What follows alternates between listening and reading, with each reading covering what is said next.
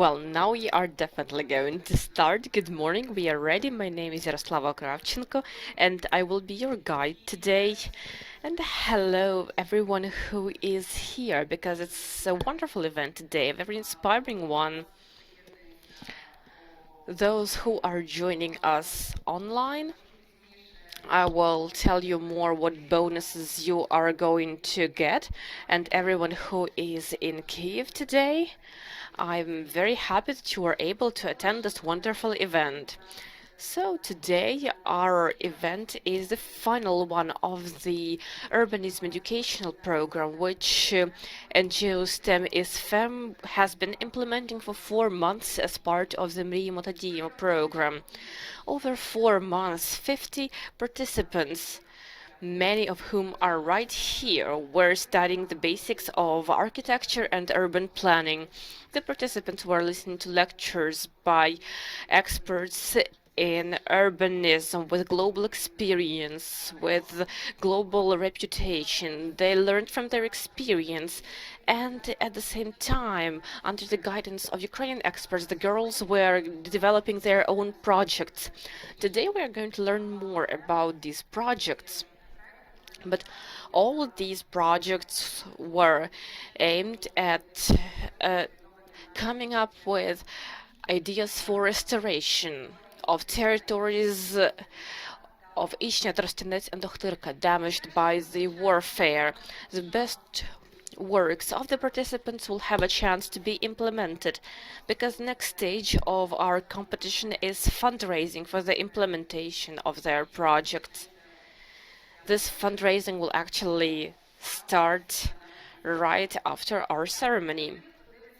For those who are watching us online and is worried that they didn't participate in this program, I have good news that I promised to share. The entire course will be also created online. You will be able to watch the lectures and learn from all the knowledge that the girls were learning over 4 months. Let's have a round of applause. So everyone who is interested, please follow our pages and wait for the release of this course. And today we have gathered not just to learn about the projects, not just to meet the people who put their time, energy, heart, and soul into these projects, but also to identify and announce which of the participants became the best. So we will have a chance to see the project and congratulate the girls who became our finalists. And now I would like to proceed to the first opening remarks, and I would like to invite the representative of USAID, representative of the United States Agency for International Development, which supports multiple initiatives in Ukraine now. And for me, this USAID logo is already a sign of not just friendship, not just support, but also a sign of quality in many ways, which is very pleasant. So now I would like to invite Mark Ellingstad, Director of the Democracy and Governance Office of USAID in Ukraine. Mark, please, the floor is yours. Happy to meet you.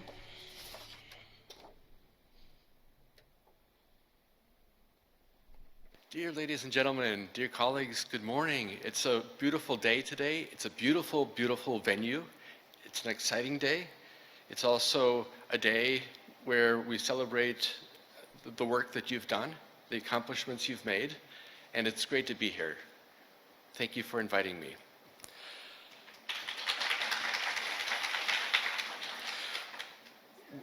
We're here today with a distinguished group of representatives of ministries, armadas, donors, academics, and of course, talented youth. USAID, through the Dreaming and Acting program, is proud to have supported this youth-led initiative dedicated to gender equality, social inclusion, and making our cities more beautiful.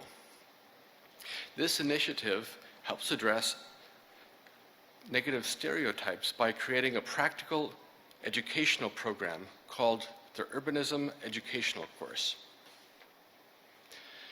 As we all know, Russia's full-scale war has dramatically shifted views about traditional gender roles. Women bear the burden of physically, financially, and emotionally caring for their families. They are also increasingly joining the military, including in combat positions. Women lead volunteer and fundraising efforts. These shifted roles have simultaneously impacted women's ability to engage in community decision-making and in leading the country through recovery and reconstruction. It's great to see that in partnership with STEM is Femme, we're helping Ukrainian women break down gender stereotypes and prepare young women to be part of and even lead the economy where needs will be the greatest, in recovery and reconstruction. And through this program, we're really happy to be able to support youth with employment and entrepreneurship initiatives, psychosocial and mental health resources, and civic engagement and volunteerism. USAID is a proud sponsor of Ukrainian youth who have once again proved to be leaders, activists, volunteers, caretakers during this very challenging time. Let me assure you that the American people and government continue to stand with the Ukrainian people. Our logo up here says, "From the American people," and that is indeed true. The American people are united in their support for Ukraine. And we do this in several ways. We do this through our military assistance, what we call security assistance. We do this through direct support to the Ukrainian budget, where we provide funding to help the Ukrainian government pay for critical public salaries and pensions. We do this through humanitarian assistance programs made necessary because of the war. And we do this through our development programs. Beautiful initiatives like this, where it's so wonderful to partner with you. So ladies and gentlemen, you've got a very exciting day ahead of you. I just want to congratulate you for making it this far. And I would like to encourage you to continue this in the coming weeks, years, and throughout your life. Thank you so much. God bless Ukraine.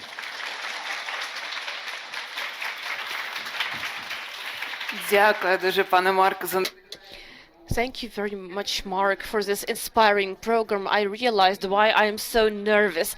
I just felt how nervous you were. I saw your scared eyes, somewhat scared. Like, this is going to be so exciting. I would like to continue, but before that, I would like to say that you would think that the full-scale invasion, the full-scale war, had to stop our lives. Somebody may have stopped for a few moments, days, or even months. The war is a great challenge, and now we see how consolidated our society has become, and how many new challenges we are facing due to the war. And today our youth is indeed united. It is doing as much as it can. Some people are fighting, some people are volunteering, some people are engaging in activism. We cannot stop. We need to be more and more active during the war. We believe in our victory. We are doing a lot for our victory. And it's very important to consider what the country will be like tomorrow and how we are going to rebuild it. And I am very happy that we have people like that with us in this room, people who are ready to engage in rebuilding. And I would like to invite Yulia Tkachuk, who is the deputy head of the Mrіємо та Діємо program. And as you know, without this initiative, we wouldn't be able to implement the urbanism program. We wouldn't be able to communicate with so many prominent experts. So it was thanks to this project that we can do this. Julia, please share your thoughts. Hello, everyone. I am very happy to be with you today, and I would like to um, welcome you on behalf of the IREX program, which is implementing the Mrimo Tadimo program with the support of USAID. I would like to say that one of the biggest messages of this project for me is debunking stereotypes about women's and men's jobs. Since Mark has already made this official speech, I would like to step away from formalities a little bit, and I would like to just say a few words about how these stereotypes can actually affect people's lives. The first story from my personal experience is that for one project we needed to hire a construction manager. So I am holding interviews with my colleagues, and a candidate comes in. This person looks very confident, a white shirt, a necktie, a suit. He's talking about innovative solutions, how he was building various projects in Ukraine and abroad. How he was building Terminal D in Borispil Airport. I don't know a lot about construction. And then it came to me to ask a question, and I asked him, please tell me, what would you do if you received a project for reconstructing the culture hub of a small village, and you needed to look at the budget and provide your feedback to the community. And he started speaking confidently. He was like, "It's not a problem." And then he switched to Russian and started saying, I have my budget expert who will analyze it, and I will send her work to the village community. I was so emotional about it. It felt really unpleasant talking to this man.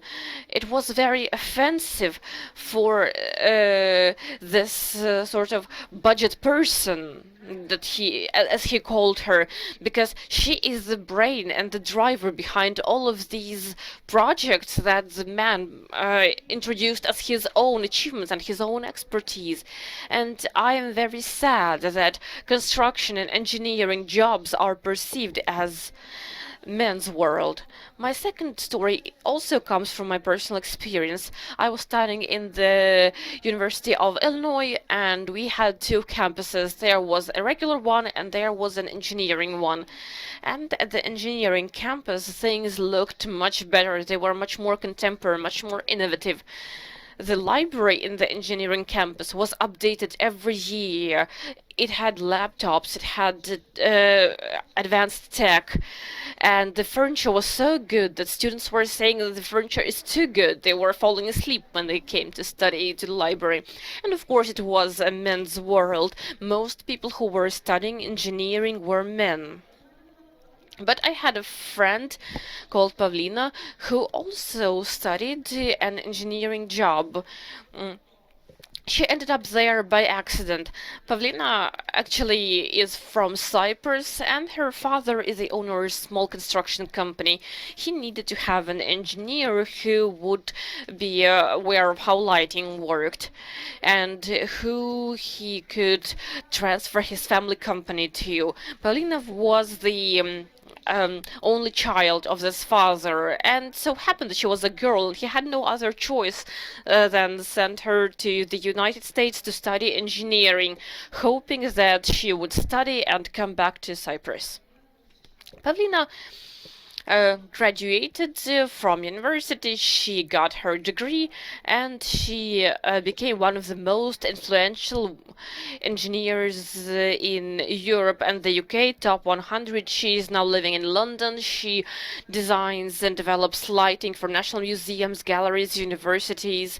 She created lighting for the Olympic Games in London. She created lighting for Paris Fashion Weeks for a few years in a row. And in 2019, Pavlina also participated in an information campaign in the UK as a campaign about rethinking and debunking stereotypes.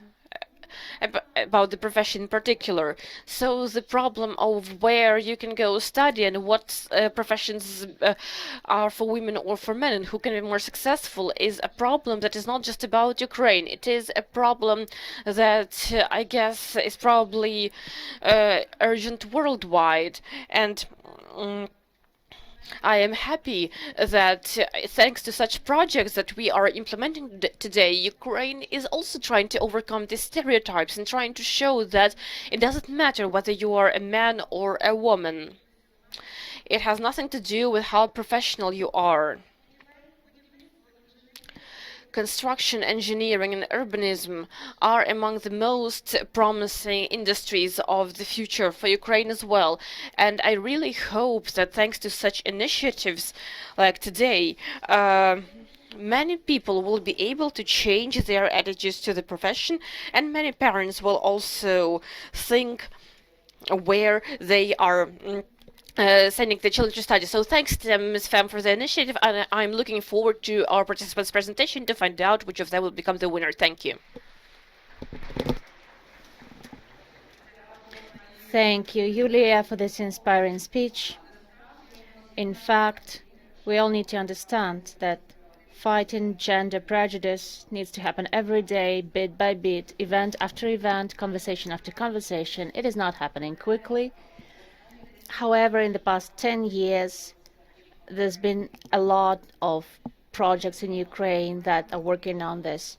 We can do this. We need to understand that the steps we're taking, we take one step today instead of 10. We need to move quickly because our country needs that. So talking to parents and the examples of those who have studied in this course, it can be a good opportunity to start the change. And I would like to announce another welcome speech.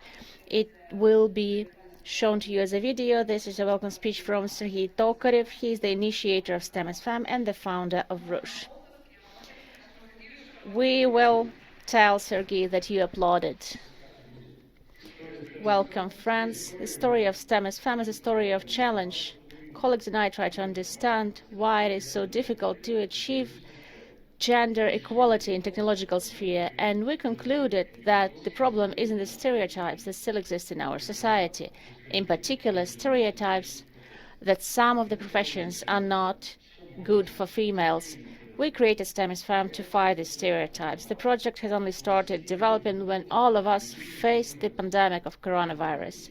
And at that point, we managed to implement another important project, Science is Her, that popularizes science among girls and tells them about the achievements of Ukrainian female scientists. In February 2022, all of us, our entire country and the entire civilized world, has faced another challenge, the aggression of the Russian Federation, the full-scale invasion into Ukraine, the war.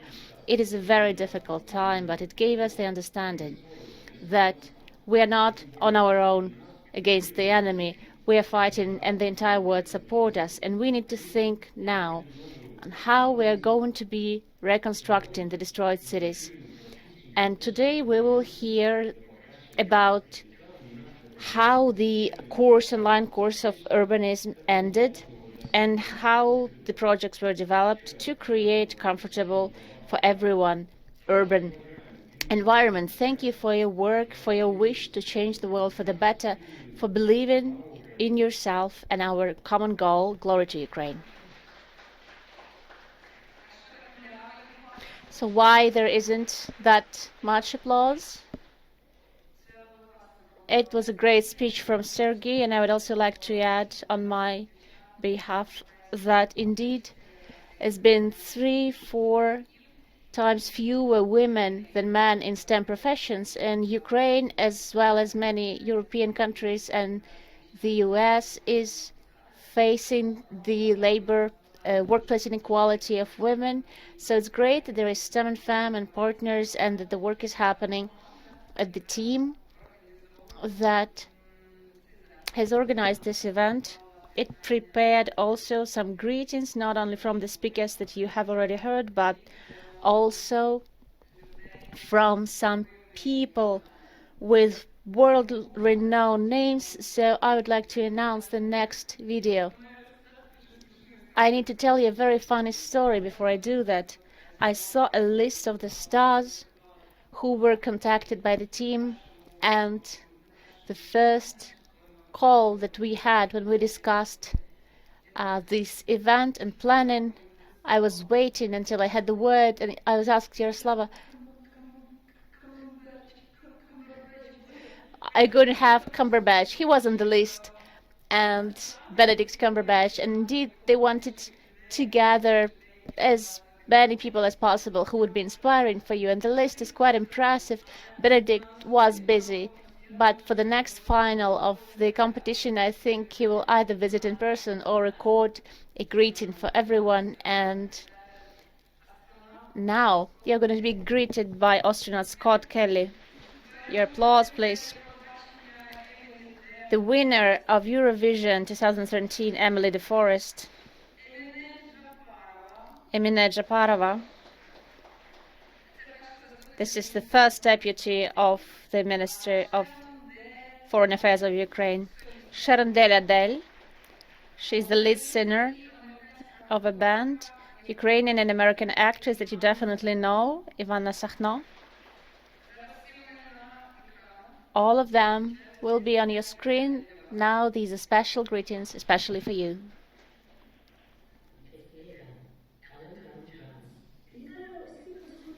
Welcome everyone who are present here today to celebrate the end of the Urbanism course from STEM and FEM.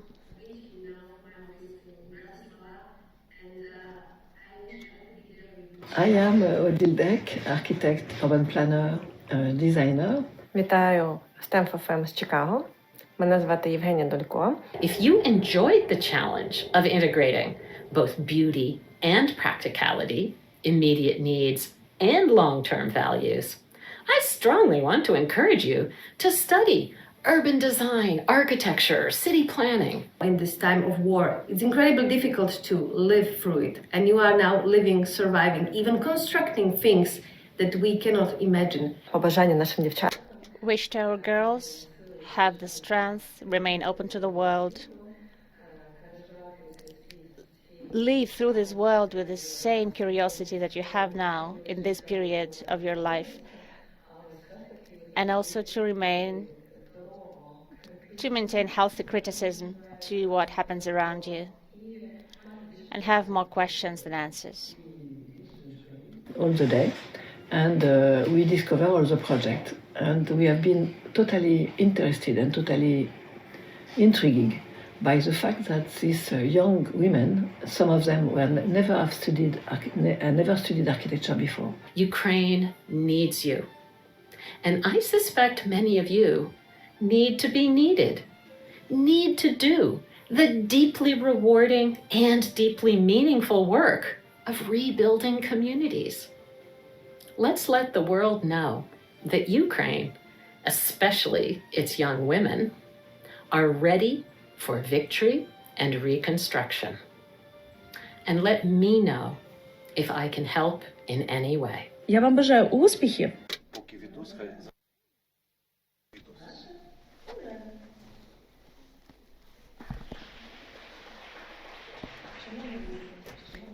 Dear France, as a female diplomat, as a mother of two daughters, I believe that the future of the world in many spheres of human being will be decided by women. The full-scale war of Russia against Ukraine only sped up the rebuilding of our society into the one where women have considerable influence that we could not observe before.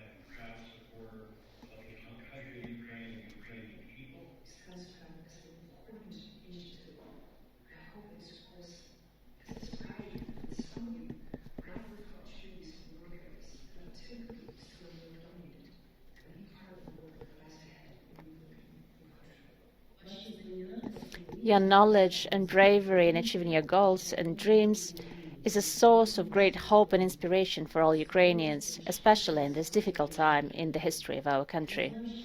I know what you had to go through this difficult way, and your success is a fruit of a lot of hard work and many challenges that you faced and overcame. But your wish to discover something new inspires me.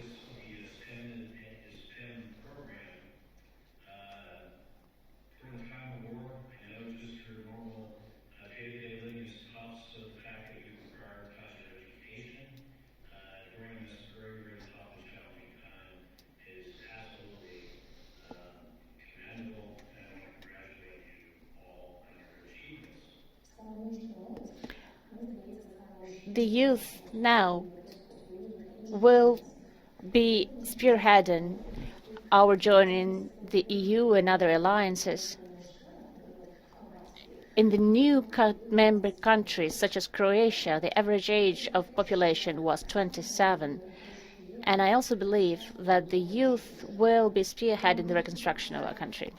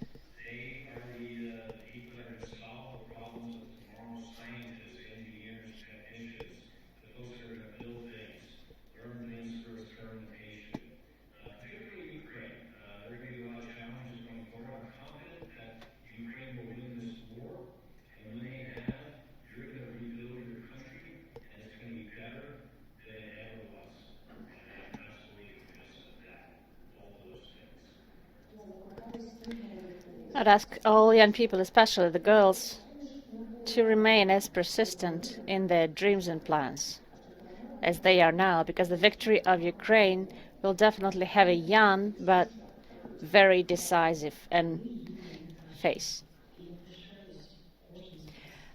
You're worth the best, and I'm proud of all of you. Glory to Ukraine.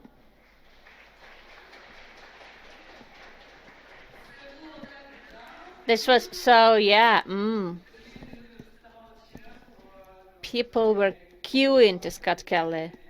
And this is the personal video that he recorded for you today. It's great. I am grateful for support in communications to Truman Agency that helped us obtain this video, and we will start our preparation for the panel discussion. The chairs are being rearranged, and I will briefly introduce you what we're going to talk about. What can be more understandable, it seems? Can you see me now? What can be more easier to understand than cities where we live? But in order to improve them, we need to understand how to do this. This is why the participants of the course learned, namely this, during the course: how to make cities safer, how to make Ukrainian society open, more open. Now we're going to talk to the experts in our first part of the discussion that will be called Gender Equality, Inclusion and Accessibility. Almost everything is ready, so I'll introduce the participants of this discussion. So, no, wait a minute, or not a minute, or a minute. Thank you. Today's discussion, we have the girls from Urban Studies Educational Course, Renata Seyfulin and Maria Stasiuk. Senior expert of the program Mriємо та діємо, Anastasia Matvienko. the head of the expert group on developing new technologies and digital innovation of the Ministry of Digital Transformation of Ukraine, PhD in law, and the head lawyer of the project e-residency, Olga Osinska. The head on humanitarian programs at UN Women in Ukraine, Flora Makula, and the commercial director of Truman Agency and a member of NGO STEM Fam, Polina Ivanishin.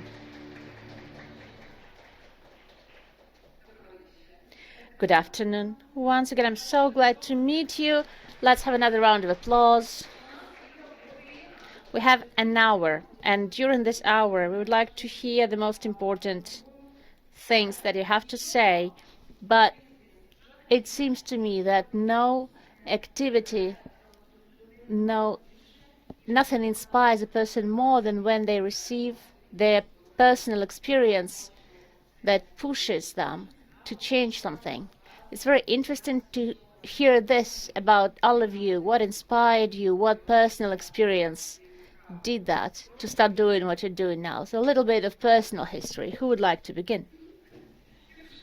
It's like at school, right?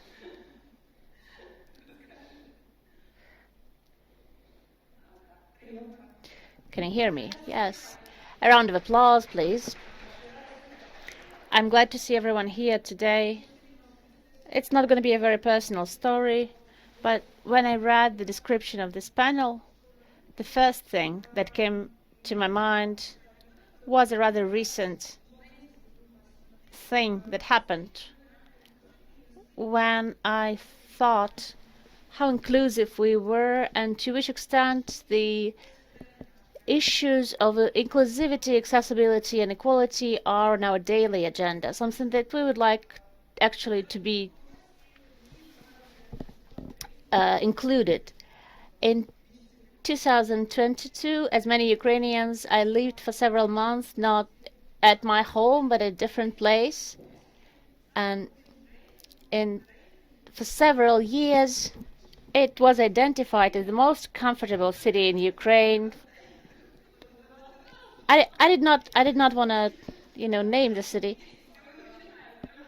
But you need to start. You need to name it. Unfortunately, I've never been to that city before the 22, although I planned to. But one of my first experiences was raining, and I was walking my dog after, and it was not comfortable because the sidewalks were broken everywhere, quite directly. It was impossible to walk on the sidewalk without walking into a puddle, and I needed to step over some things to cross the road. So I started thinking, how is it possible to say that the city is comfortable for living if it is not comfortable for people who are moving in a wheelchair or for parents of small children? And we're talking that our cities have reached a certain level of comfort by now. So the long-term perspective probably should be in having the issue of accessibility and inclusion, not only of physical spaces, where our everyday experience, when it is included, is something that's quite evident, self-evident. So we're not trying to have any additional interventions to draw attention to that, so that doing any actions, making any decisions, we would pay attention to everybody who lives with us in the society, and not only to the so-called privileged majority. This is a small story that I have. Thank you. Hi everyone. Before I answer the question about user experience, I want to make a short disclaimer about how happy I am to be here, how happy I am to be with the STEM team and the Truman Company, because we were the lucky ones who approved the strategic plan of the project development on the 23rd of February 2022, and the next day the world turned upside down. And I remember how we were discussing when everyone went back to a more or less comfortable life in more or less comfortable cities. We were discussing how to do it.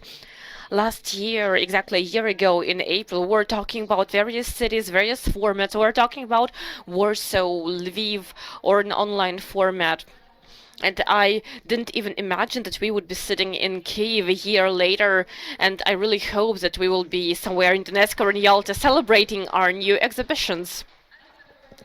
And now going back to the question about user experience, of course I'm not very happy with what is happening sometimes, because yesterday we were preparing for this event. We left the office at about 11 p.m.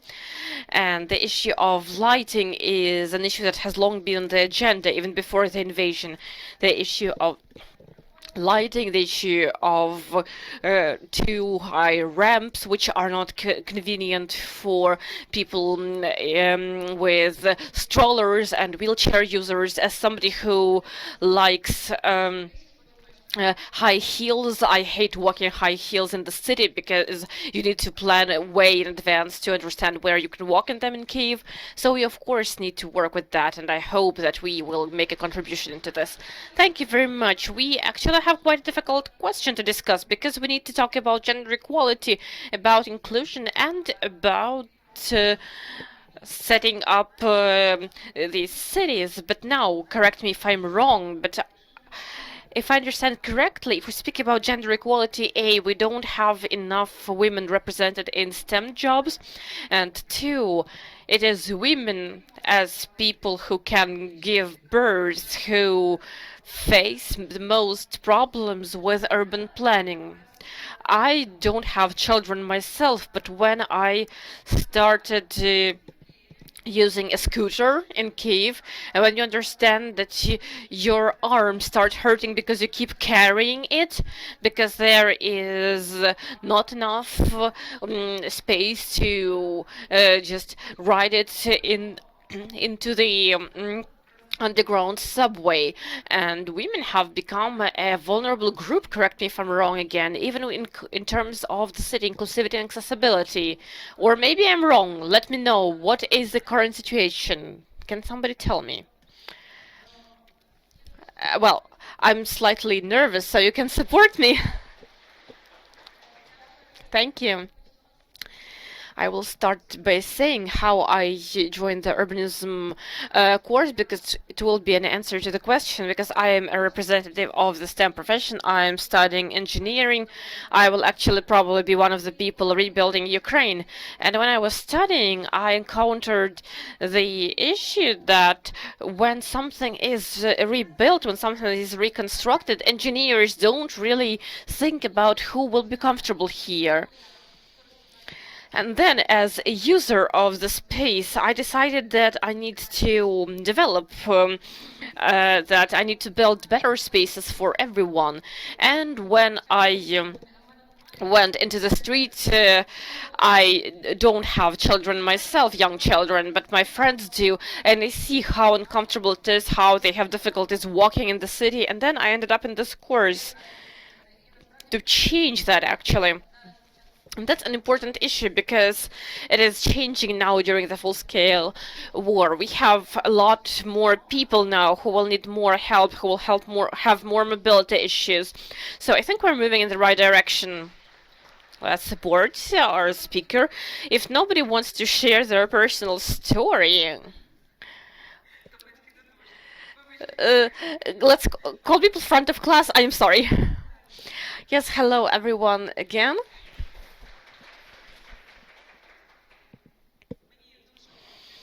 I'm actually very happy to be here. In fact, yesterday I was thinking that I need to get ready for this meeting. I was thinking what I should tell you. And when you are preparing for an event, you are starting to think how you can introduce yourself. I am a mom, I am a lawyer, I'm a civil servant. What am I going to talk about? And I know that I will come to a community of women, and I need to share something inspiring, to share my experience. And I guess I do want to share. We were talking about how many expectations women are facing. You know, I became a mom at a rather early age, back when I was in college, and last year in college, I gave birth to my child, then I joined a postgrad program, and the first question I heard, how are you going to write your dissertation about criminal law and criminal procedures with a baby? How are you going to study crime with a baby? And you know, that was quite painful to me because I felt a sort of distrust to me. And later I encountered this multiple times that women are actually perceived, even by other women sometimes, with this sort of triad of expectations. On the one hand, you need to be a perfect woman, a mother, a keeper of the home who takes care of her family, who creates this atmosphere in the home. On the other hand, you need to be the perfect employee who constantly develops professionally, who generates ideas. And if something goes wrong in any area, society immediately catches on and perceives it very negatively. We often encounter certain judgment, and I noticed back then that actually we need to change our mentality, change the way we think, because no matter how many projects developed by the government, by the public, like Yaroslava said, we have to move step by step towards the idea that a woman, like a man, should have this choice. If you want to stay at home with your baby and take care of your family, that's fine. If you want to build a career and grow professionally, even build a career in any sector, be it science, be it technology, be it urbanism and urban planning, be it space exploration, that's also a perfectly normal choice.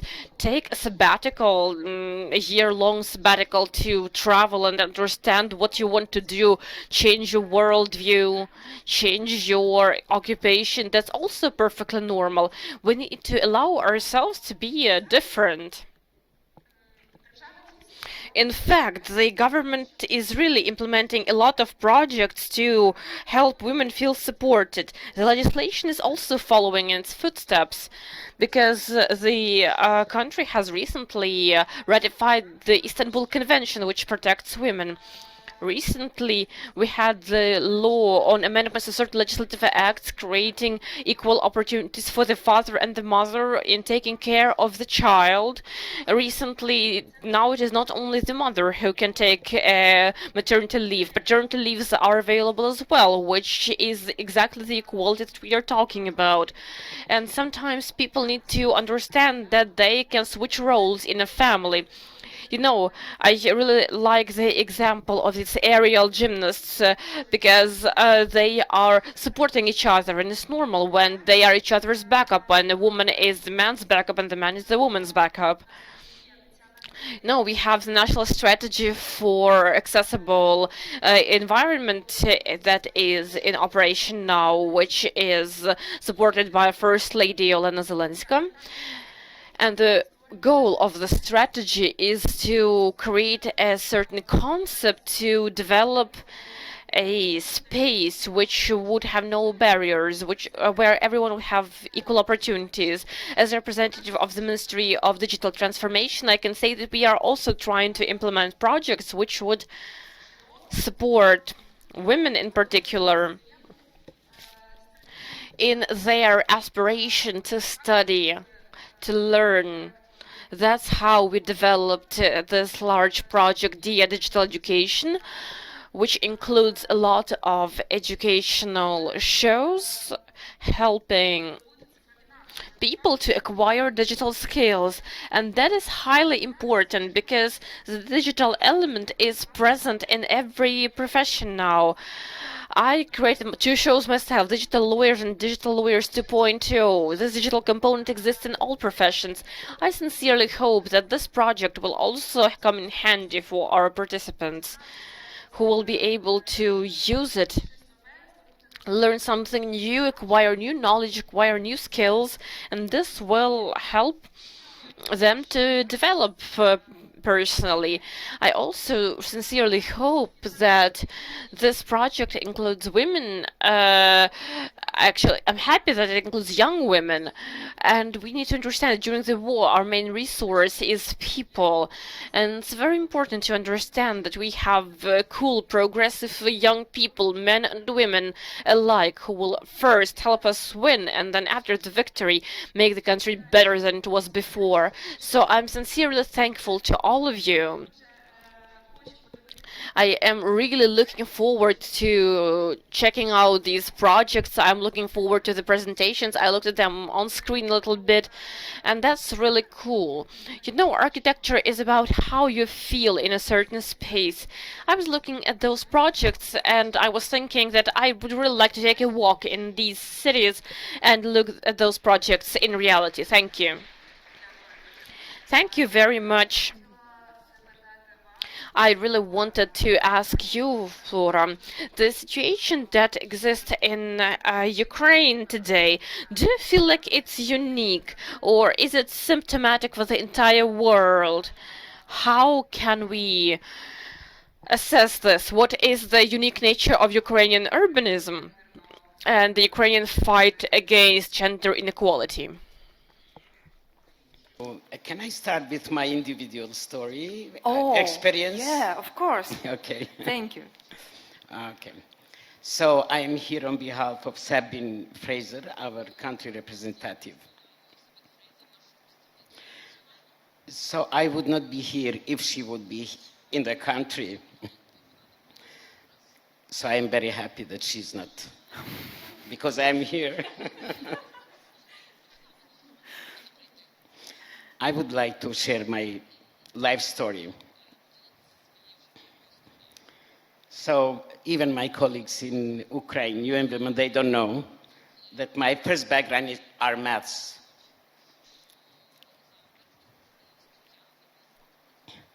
So it was a special college. I'm talking about beginning of 70s. So somehow you will find out how old I am, so it doesn't matter. So, and it was for like, let's say students who have potential in maths and science. In the time they told us that this program was brought from Kiev. It was one in Kiev, this kind of college, one in Belgrade, and one in my city. At the end, maybe you will find from where I am coming. But yes, I'm coming from Balkans. Yeah. So we were out of 42 students, 8 were girls from 14 years. Yeah. And it was very heavy study for 4 years. And at the end, we succeed. Only 22 persons finished successfully. Yes, finished, but all 8 young girls finished. Wow. So in that time, myself, the thesis that I chose, it was about IT, like technology and solving different math, high math problems. To share with you, this was before almost 50 years. So computers were like half of this room. And I was working on Fortran 4 with this, like solving and preparing thesis. Yeah, yeah. So anyway, I finished and successfully, and one of our professors asked me to study in Zagreb, astronomy. Unfortunately, I didn't get financial support to go. So I ended up to continue maths, and I became a math teacher. And then during the all turbulences and conflicts in Balkans. I lost my job. We were kicked out from all institutions, governmental institutions. But in the meantime, I was working on human rights and civil society, so I ended up working with UN Women for 22 years. So this is my story, and comparing to here is that we failed a lot to include in reconstruction women and especially girls. And not only them, also boys and men, youth people. Today in Balkans, young people are looking just to get out in Western countries, and they are doing that. We are losing the brains. Yeah. And you should care not to happen to Ukraine. Because it will happen if you do not include them as you are doing through this STEM is FEM. This is so inspiring, fantastic project. When I read it, I really, first of all, practically show how to include young girls in planning, in urban planning, in reconstruction of their own, starting from bottom up. Secondly, recognize young girls' role in STEM and that they are. And then I saw that for these young women, even they are here or as a refugees who come, like apply for and went through the courses, it was a unique opportunity to build their capacities with experts. So absolutely, they need expertise, internationals, because I saw one of the questions. But just to support them, how to do it. And they are doing that. And this is very important when we talk about gender equality in Ukraine.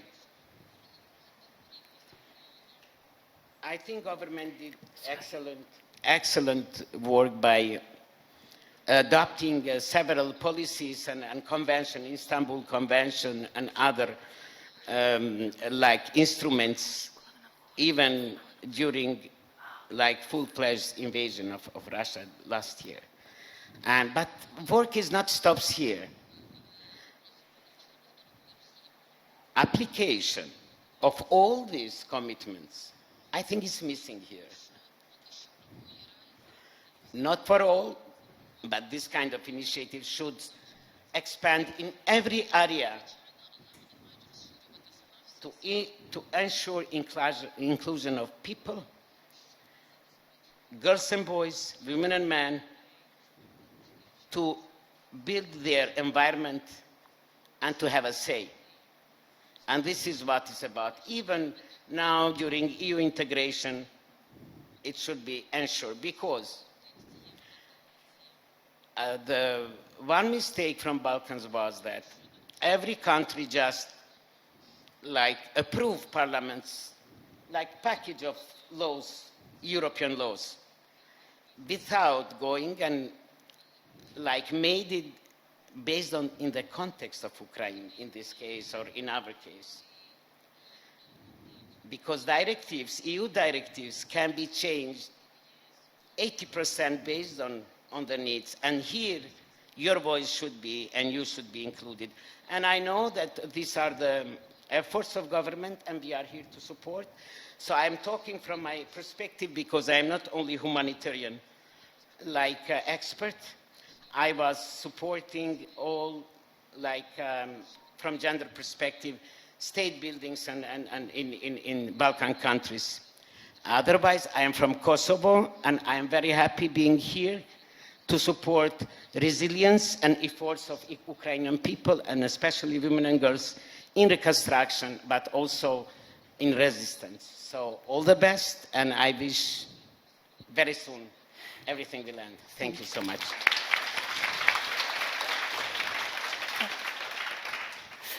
Дівчата, можливо, Girls, maybe now it is the time to share how you studied, because Flora has just made a great introduction on the importance of education.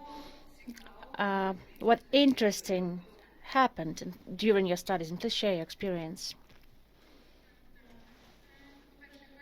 Well, first of all, I'd like to thank also STEM-FAM and the partners for the opportunity to take part in this panel discussion, in this event. I don't think I'm a representative of urban studies or an architect, but I think that I represent a STEM profession because I plan to become an IT professional. I plan to do programming. And on the questions of gender inequality, I think that it is really noticeable because I also study in a technical college, and only 15% of girls we have there among students.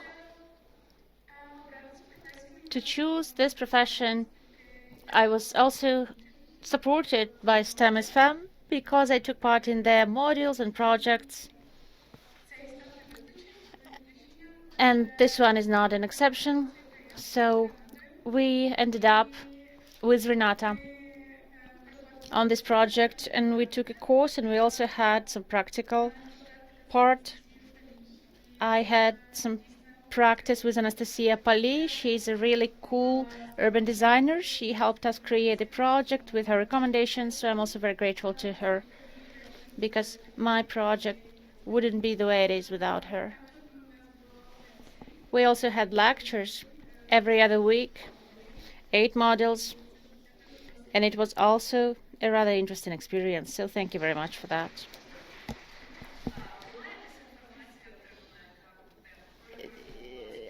Did you receive any information that changed the world for you, something that you would like to share? Because I would like to remind that we now have people online listening to us, people who did not have the opportunity to join the course before, but they will have the opportunity to do it online later. Maybe you can share a couple spoilers, maybe. Thanks to the course, I started looking at the city in a different way. You're walking around and you're like, wow, this has to be different. What is happening here? The fact that we have here these, what you call them, stairs, it is not okay. They don't need to be here. This thing doesn't look good. And it indeed is changing. Your expectation of the ideal city is changing, and you see things, you start seeing things. So if you don't want to see these mistakes, big mistakes in your cities, don't take the course. But anyway, I would advise you to do it because there are also many courses on inclusivity, on inclusion, on the laws, how it is all built, that it's not just we have a city and it's a city separately from everything else. Cities are systems. So yeah, thanks. Thank you very much. Well, let's try to identify first. We found out about a state program, not one, there are many partners, but the main issue, I think, is that we're now planning to restore, but at the same time, we also have destruction that continues happening. Who can tell me about the plan, how we can restore cities during the war or after the victory? How the reconstruction of cities should be happening, what are the main problems that we are facing? I don't know, maybe Anastasia can tell us about that, or Olga maybe. No? I don't think that I can say too many things about the physical reconstruction because it should be, I think, a very comprehensive and probably governmental strategy how something happens and when and where. But on the other hand, you're also right in saying that reconstruction is happening now. We're not postponing it for the future. And indeed, today, at the same time, something is being destroyed, and in the other region of Ukraine, something is being restored. Physical spaces are being restored. Also, the communities are being restored in general, in all aspects. of how they function, because the war brings not only physical destruction, but the war brings a lot of challenges, social, economic, demographic, and all of us need to overcome these challenges. And in this aspect of reconstruction, we as a project Mrije Matadimo, we are interested to include the aspects of gender equality and social inclusion into reconstruction, into all initiatives that the youth are initiating to restore and rebuild Ukraine. So it is not the case when the project STEM is FEM, when we work with girls, with their involvement. But these are the aspects of solving various problems of communities that they faced during the war, and we want to see to have the interests of different groups of society included when these reconstruction ideas are being designed. And in this brief period of time, we faced the following. At least for the youth, inclusion and gender equality is not evident. And indeed, it is rather difficult for the youth to involve these aspects of gender equality and social inclusion into their ideas if they don't have certain background and certain focus on that. About half a year ago, with our other partners, we had a championship on problem solving for communities that they faced during the war. And over 50 teams of youth proposed for 5 communities their projects, how to solve a certain problem. Mostly it was about socio-economic development of the communities. And all of the teams of youth, of course, we asked them to pay attention to including certain interests, how you will attain gender equality, what will social inclusion look like in your projects. And for the youth, it was extremely difficult. Even the winning projects, they only in certain very small aspects could pay attention to something. For instance, somebody came up with the idea to revitalize the space, to draw tourists into their community, and the aspect where young people could think about inclusion was to make entrances accessible. Although when we talk about gender equality and social inclusion, it is something very big, very comprehensive, many aspects that need to be taken into account. Why I'm speaking about this for such a long time? I'd like to say that without implementation that the colleagues have mentioned, without additional effort and interventions, it is not enough to only create the laws. It is of critical importance, of course, but it is only the beginning. And after we start with it, after we have the legal basis, we need to make the effort in order to implement this. And in order to implement this, not only in some projects that are focused on it, when we launch the project specifically for the girls to receive the opportunity to work in STEM professions, which is extremely important, of course, but in addition to that, we also need to pay attention to the issue of gender equality and social inclusion. They need to also be included into any kind of activity that is conducted for reconstruction. Maybe one of the girls also has a different opinion on this. What if it's not a different opinion, but adding something to what you have just said? Yeah, indeed. When we talk about renewing, reconstructing cities, reconstructing Ukraine, it is not only about the physical space, indeed. In general, there is this idea that first we need to win, and then we need to rebuild, restore. But this is not true. These processes, they need to be happening at the same time. And luckily, Ukraine is doing a lot, and the state is doing a lot right now, so that Ukraine not only is rebuilt, but becomes better than it used to be. And this is the main principle. It doesn't make any sense to do it the way it was. It makes sense to do it better than it was. And now in Ukraine, we have the Ukraine Restoration Plan. This is a big strategy, a big concept that covers many aspects. However, I forgot what I wanted to say. I'm joking. And the state helps develop not only cities, the state helps develop businesses, the state helps understand where we are, how we position ourselves. Ukraine now positions itself as a technological country that has many projects, many startups, and the Ministry of Digital Transformation is doing a lot, many projects to keep it this way in the international arena, to change it, so that we would show the world that we are as an IT hub, a country of technological process. And our internal projects now are aimed at supporting businesses. We have the projects that help generate business plan where you can find investors, you can find partners, even clients. There are many consulting included that helps work on the strategy, identify the vision, the mission of the business. It is also very important. So when we say about rebuilding of Ukraine, it is about covering all aspects,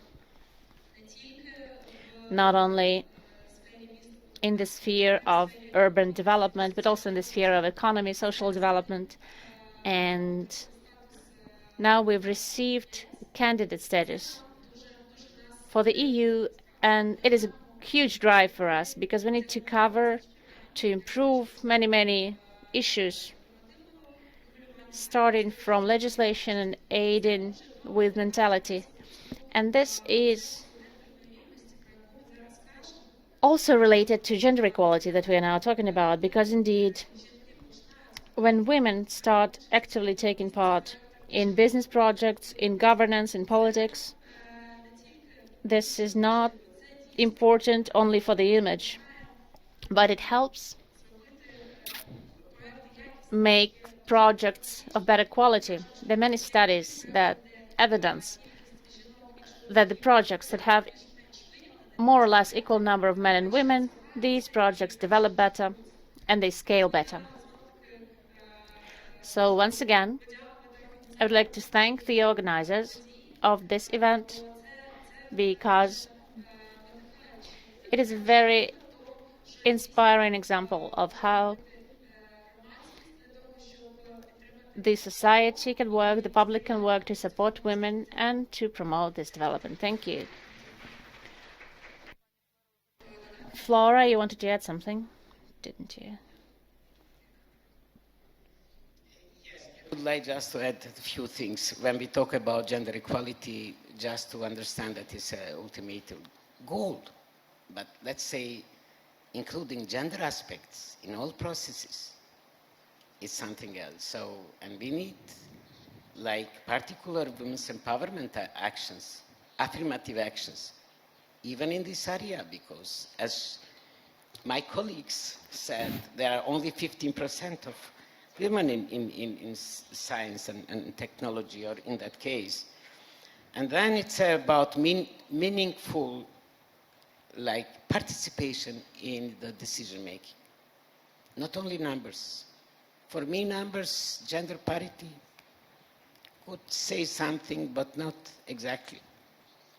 Role of women in reconstruction of the country, their perspective. And there are like different groups within the women. We have Roma women, that they have their perspective and their needs. We have pregnant women. We have old women for urban planning park. They need to have a say. So absolutely representatives of women and girls should be from the beginning, from planning process till the end. And this is, I think, it's something that we are promoting as young women. And just to maybe provide also one information, we are entering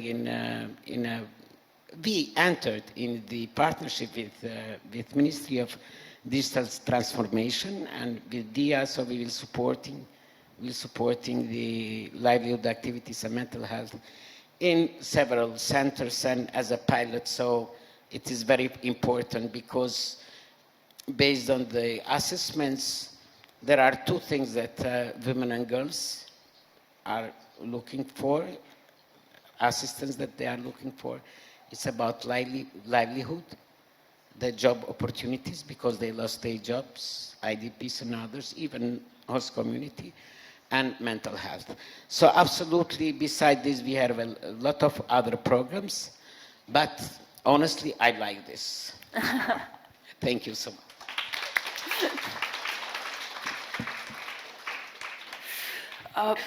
Я так розумію, що більшість міністерств, коли As far as I understand, many ministries, when they're talking about possible change, they understand that there's not enough initiative, only grassroots initiative or only top-down. We need to put together the communities and the civil society, the active people, and the government. In this chain, where do we have the most problems to implement a certain initiative? Have you faced this experience? I don't think that all the communities, I worked with the other ministries, I don't think that all the communities are quite ready. We will have the communities that we are discussing today that the projects are aimed at, but the question is how to involve, let's say we have the girls who finish the course, they know about gender equality, they know about the issues that we need to be fighting and overcoming, how when they go back to the community they can share this knowledge so that these values are shared and implemented. Is there any ways that this has been developed? Let me try to comment on this a little bit. The main idea is that people, young people, men or women, it's not that important, would understand that many ways are being offered for them. They need to understand this and they need to have the opportunities. If we are creating the opportunities, if we help create a business or develop it or renovate or relocate the business, if this is the business from the eastern part of Ukraine, if we are providing new knowledge, if we are showing that the attitude to how knowledge is acquired has changed now, because if in the past the education, there's only this traditional track, school and then university, but now many projects of education outside school, lifelong learning, and all of this allows people to understand that at any point of their life they can find something new, something that inspires them, and they can learn it and they can change what they do professionally, and it's okay. And the main thing that the state is doing now and trying to do, and very successfully is being done also by NGOs, is providing these opportunities. That's the first thing. And then if people are active, that have received certain knowledge, they're inspired by what they're doing, it is on them how successfully they're spreading this knowledge and their ideas and their projects in the society, because then they act, let's say, as the apostles of these ideas in the society. They generate them and they scale them further. So from our side, we're doing everything possible and even maybe a little bit more.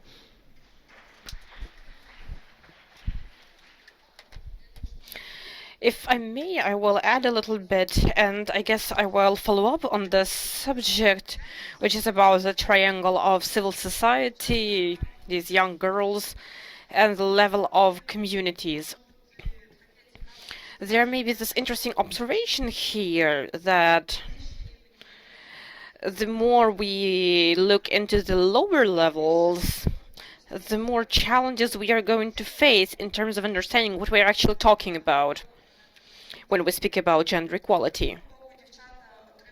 On the one hand, the girls are receiving modern education, and on the other hand, they may go back to a community which lives in terms of traditional values mostly. And this is where we are facing the greatest challenge, because working with issues of gender equality is most difficult when there is not enough mental framework for this. We are setting ourselves on the way of debunking stereotypes, educating people about possible gender roles. And the most difficult thing is changing the worldview. To go back to 10 minutes before, the easiest thing is changing the law. And the most difficult thing is explaining why we need this law and what is necessary to put it into practice. Because if a person doesn't have commitment, if the community doesn't have leadership that is committed to the idea of gender equality, achieving such projects which will include the gender component will be very difficult because there is a lack of understanding why we actually need to be doing this. That is why all initiatives have to be accompanied by this educational component, and there is a big role here for civil society organizations, which are making an enormous contribution into A, inspiring girls and women for leadership, and B, creating conditions in communities for these women leaders to be accepted. Another observation is if we go into sort of more remote communities, successful communities that implement some initiatives for the gender equality are usually led by women. I think that a lot of people have encountered this. This is actually a set of activities by various actors to create these conditions for gender equality. And I will add another point here. We need to understand the needs and reality that we live in. And it seems to me that we are now getting to the point when we are going to need to speak about gender equality, not only in terms of inspiring women for leadership, but actually very soon we are going to see that we will need to help men go back to leadership in civilian life. Because now we are already observing that in such initiatives that require leadership, most people are women. Volunteer initiatives are largely headed by women. So with this challenge of the war, women's leadership has been spearheaded by itself. But how shall I put it? Whether men want to build something in civilian life is highly questionable now, and I guess we need to study what is going on and we need to work with the reasons. But with the issues of gender equality, we need to think about a variety of aspects so that we can have this balance in everything that we do. So that in 10 years we don't face a situation when we have gender inequality in reverse, when women lead all initiatives. I don't know if that's possible. I mean, that's an interesting observation for sure. Anyway, gender equality is of course about women's leadership, but it's also about balance in everything that we do. Thank you very much. An interesting prospect, you know, you wanted to add something. Yes, going back to the issue about balance among all actors, civil society, communities, the state, I have this brief observation from the STEM team. When we were starting this project, personally, I had certain concerns that we live in a certain bubble in Kiev. We can speak with ministries, with international partners, and we are talking about gender equality with the talented girls in this bubble-like tone. And we needed to engage representatives of communities of 3 cities, Trstnets, Ochtyrka, and Ichnya. And in practice, it was a big and pleasant surprise for us that absolutely all representatives of communities at the local level were actively involved in this project. They spent their time on Saturdays to look at the girls' projects, to assess them. So I think this is proof that it is possible and we do have to unite all the actors in this process. Thank you. We actually have a lot of things to discuss. The discussion can last a long time, but I would like to move on to final words. We understand that we need to do a lot of work still, but maybe each of you could share, let's say, three most important things that are necessary to fight. Maybe you have certain life hacks for the situation with gender equality in urban development and urbanism. Or maybe you could share like one life rule that you don't stop by. I will start with myself. I'm lucky to live in Kiev, and I'm lucky that Kiev has the system of electronic applications 1551.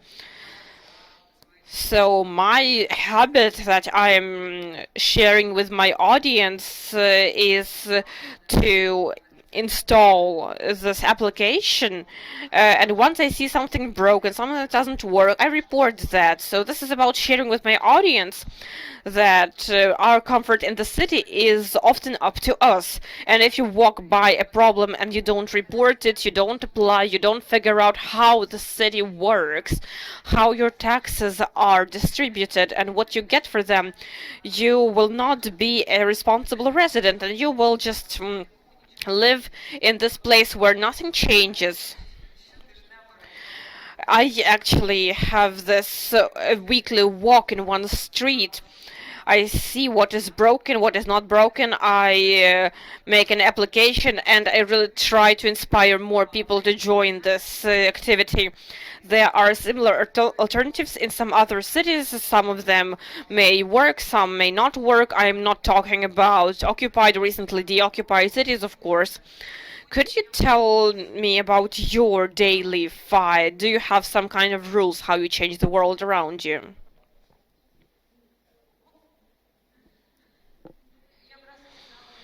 I just remembered my struggle when you started working. First of all, I want to say that there was a conversation about levels at which we work. I already said that I am studying engineering,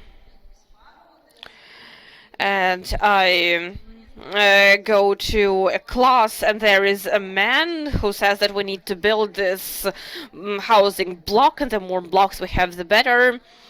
Mm, and my friend and I are sitting there. My friend is also very active, and there is this entire lecture going on, and then the struggle starts, a discussion starts. I really love discussions because in discussions, in debates, we can actually get to a good point, and we start talking. He goes like, we need to put concrete everywhere, and we go like, but we need to preserve the cultural heritage. Then he goes like, let's build 10 steps, and we go like, what 10 steps? What about ramps? Why do we need stairs at all? And I have this fight all the time, and I'm very thankful to everyone because I see these phrases about how my talks change every student, because they come up to me, they say, I spotted something related to urbanism, what do you think about this? And I feel the discussion is becoming more fruitful thanks to this. Thank you. I wanted to change the vector a little bit. You know, I thought about what I actually do every day. We're talking about everyday things, right? So this may be a very intimate detail that I will share. You know, when the war started, I realized, when the full-scale war started, which we felt, I mean, which all of us felt, we were also hurt. It was so painful for all of us, understand that. And I realized that in this situation, we have to take care of ourselves, of our mental health, of how we feel. Because if we are exhausted, if we have no energy, we will not be able to inspire anyone, we will not be able to do anything well. And I wanted to share this rule. Maybe all of you would like it. At one point, I sat down and I wrote a list of things that inspire me, that make me happy. They're very simple, like flowers on the table, or hugging a child, or read a cool book for 20 minutes. I wrote down this list, and every day at the end of the day, I actually write down which of these items I fulfilled. And at the end of the day, you usually have at least 15 items. And when I make this list at the end of the day, that I hugged the child, that I had coffee, that I was praised for work well done, that resolution was passed by the cabinet of ministers. I had that too. That I have a fresh bouquet of daffodils, and this gives me strength to keep working, to look for projects which drive me, and not be scared of trying new things. That's what I wanted to share with you. I think this is a simple story, but it may really change your everyday attitude to how you feel. Thank you. Very cool. Thank you. That's very inspiring.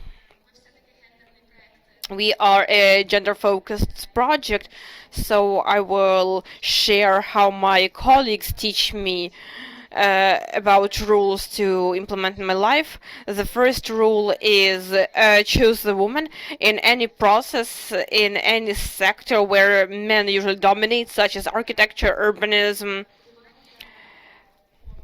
like building something. Like when I start renovation in the house and I need to choose my architect, if there are two people, a woman and a man, I will normally choose the woman because that's the rules that I follow. And the second rule is support women and girls you talk to, you work with, you meet at events. I think this support, mutual support of women is very important in my team. And the third rule is always talk about this, never be ashamed of talking about them. I think STEM is Femme is the first project I start telling people when I meet them. I start bringing up subjects that worry me, and I always feel free to talk about it. Thank you. Just a short comment on the rules that can be used in daily life. I really love the Ukrainian language because it's so rich, and I actually like it for having the female forms of nouns. And actually, I always use them without even thinking about it. Anywhere possible, and it actually really affects people I talk to. In my personal experience, I have people who were really annoyed by me correcting them, and then half a year later these people also are starting to use those female forms of nouns, and they are happy, and they know that they are men, women, different professions.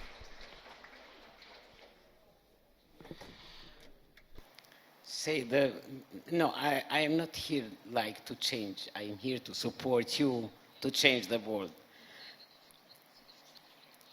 Anyway, the issue of women's empowerment and gender perspective inclusion, absolutely they are two different things. So as I said, the main goal is gender equality, so gender perspective must be there, but also feminist perspective, as this one. So they are like twin approach, because in a lot of areas women are disadvantaged. This is why we need. So we will be here to support, to raise awareness of community, as it was highlighted, and then but also others. Being expert, women expert in one area is not meaning that you are gender sensitive. Number is not ensuring changes. So they need also to be informed with this perspective, because they look like say, architecture, building, and they do it as they learn, in the schools.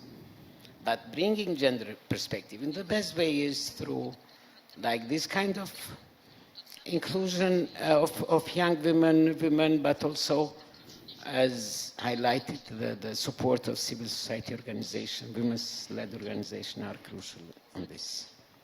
So I wish you all the best, and we will be here to assist you. Thank you.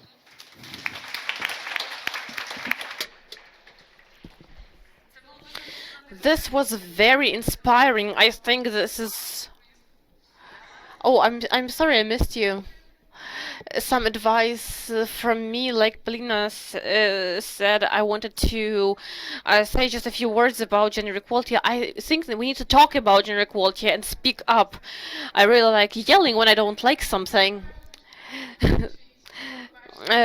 So my advice is to yell literally and figuratively. When you see violence, speak up. When you see something that doesn't work, speak up. Speak up about things that are important to you. Now I think we can wrap up. It sounds wonderful. Shout, choose a woman, inspire. We are going to move on to the next part of our event now. And for now, let's thank the girls for sharing and thanks for all you do. Let's have more applause, come on. Thank you very much.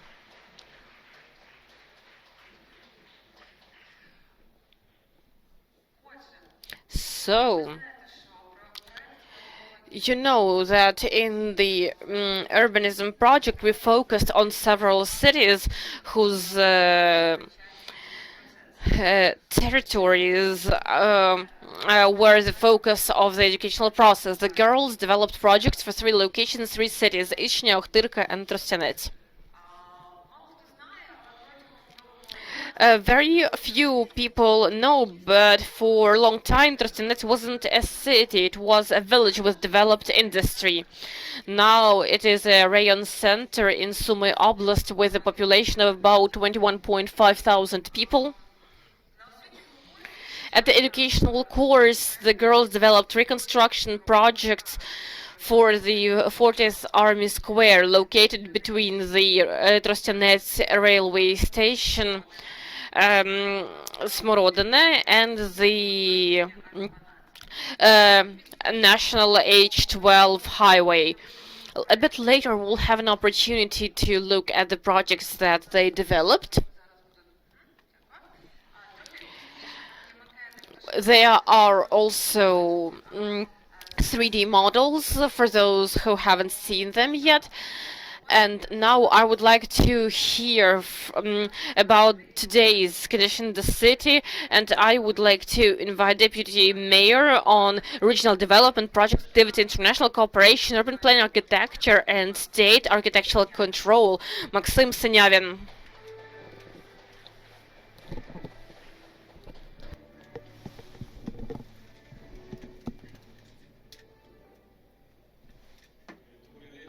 Good afternoon, everyone. I'm very glad to be here at this event.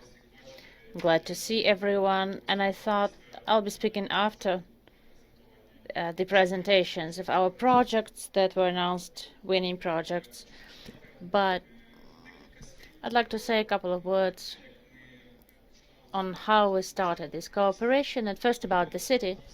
Indeed, we are located 35 kilometers from the border with the Russian Federation, and starting from the 24th of February 2022, the city was occupied. It was occupied until March 26, until it was liberated by the Army of Ukraine. And we had this moment that the city was a concentration of evil, because all of those Russian transporters that were going to Kyiv, they were going through our city, and they were also going back. There were not a single military in the city, so they made us into this location. We had several armies stationed. The biggest and the most elite troops, the Kantemirivska division and the 40th Army of Russia, they were also there in our city, that were later destroyed. Part of them managed to escape back to Russia, but mostly they were killed. And this is the square near the railway station. The girls were working on reconstruction of the square. It was a concentration where they were shelling the neighboring cities, towns, Ochtyrka, that had the 93rd Brigade stationed there that was later liberating our city. And on the square, we had an artillery division located. The tanks, the artillery, and everything was destroyed entirely there. When we were offered to join the restoration of our city and develop these presentation materials that in the future could be implemented, I was very glad that this initiative took place, and we helped the girls as much as we could so that their work would be done as well as possible, so that in the future it was possible to implement it. I watched the presentations, and as the colleagues said, it was Saturday. I was on the road going somewhere, and I stopped when they started showing presentations to have stable internet so that I could see. I don't know who won exactly, but I really liked the idea where Khvylevy, the writer, was involved. He was born in our town. We have a street named after him, but this idea with the square, I don't know, maybe you've seen it, maybe you haven't yet. You will see it later, but to use a wave, because his last name, Khvylevy, is based on the word wave, to make this sculpture that symbolizes Khvylevy, the writer, and the wave. Maybe the girls will tell you about this themselves. But in general, I'd like to tell you that the work that was done was very good. Each of them has an element that I would be very happy to see implemented in our city and on our square. Thank you very much. Thank you. So now let's talk about Ichnya, a city in Chernihiv Oblast that has about 10,000 people living there, and I would really like to invite Olena Baterlim to take 5 minutes to tell about the projects and the city. Good afternoon, everyone present in this comfortable hall. First of all, I'm extremely grateful to the organizers of this project for the important and necessary course that they're moving forward. Thank you very much for inviting to this event, to this gathering. In the difficult times that we have now, moments like this bring us some positivity and help us believe in the happy future. And they also evidence our unity in implementation of those good ideas, good things that are being done for the good of Ukraine and for the good of Ukrainians. Ichnya territorial Hromada is located in the south of Chernihiv Oblast. It has about 23,000 population. The city itself is about 11,000 people, and we have also another 53 towns and villages. In the Hromada, our Hromada has an area of over 1,200 square kilometers, and as most Hromadas in Ukraine, we aimed for development, for success, and for prosperity. But unfortunately, all of our plans, ideas, and dreams were destroyed by the full-scale war. And starting from the February 25th last year, through the villages of our Hromadas, the enemy has made its way towards Kyiv. The villages ended up evidencing the movement of the columns, of the vehicles, of the enemy, and there is some bad things that resulted from it. 32 families left without houses and 26 people died. Also, 454 houses were damaged. People were shot for traveling, taking bread somewhere, for traveling to provide medical aid to the wounded or just for being in the way of the enemy's columns. We also have lost the defenders from our Armada. We have 12 heroes, deceased heroes. Before that, there were also 5 people who died in the previous phase of the war, so we have 17 now. And in the front line, we have hundreds of young men and women from our Armada. My son is also among them. And we'd really like for Armada to be developing. And until our defenders return, before they return, after the victory, we want the Armada to have the opportunity for our youth to want to live there in the Armada. And it is probably why I'm here today, so that our defenders being there would not be in vain. We have many ideas and many plans. We started cooperating with the international charity funds and organizations. We started working at the international level. We have partner cities in France and in Poland, and we continue making new partnerships. And the project on our city park, that is indeed a pearl in this city center that many people come to from our Armada. We would really want it to be modern and want it to be comfortable. So what's the connection? Why it is really personal for me? Because I have started development of communities starting from 2008. And my first projects that were implemented with the funding of the Democracy Support Fund, they were the projects on improving the environment in our park. And it's a dream for me that something that I started in 2010, it would be continued by somebody else. So I'm sincerely grateful, together to victory, believing in our army of Ukraine, believing in victory with Ukraine in our hearts. Thank you.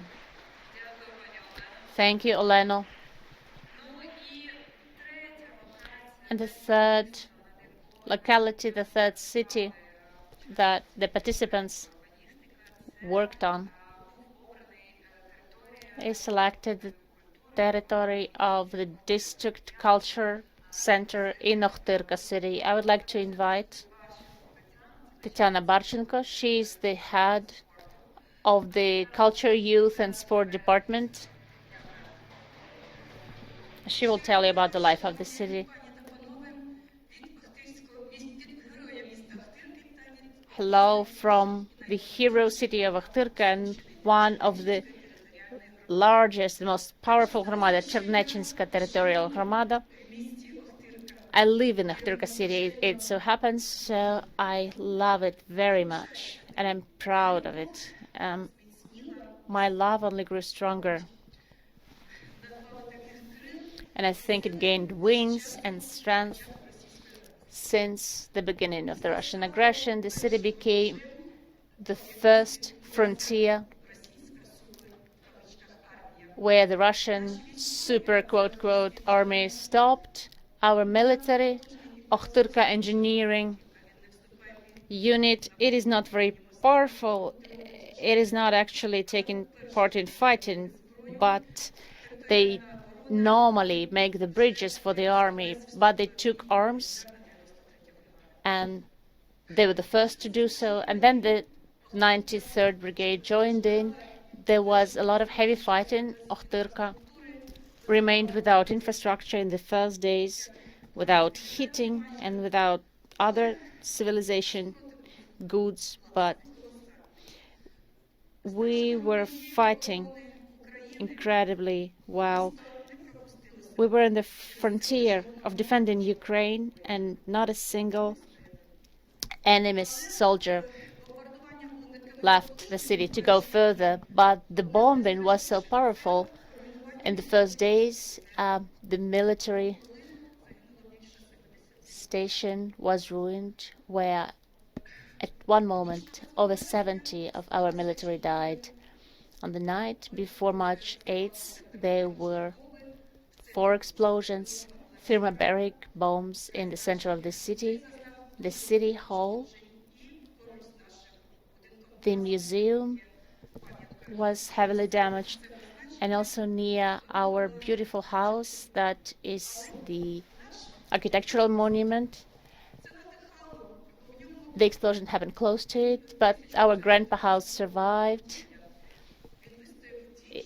It has survived through the 2 world wars. There was a hospital during the World War One, and Natalia Ujvi performed there in the 40s of last century, and also world-known writer Ivan Baghriani performed here. He's known for fighting the Soviet regime. We are proud of him.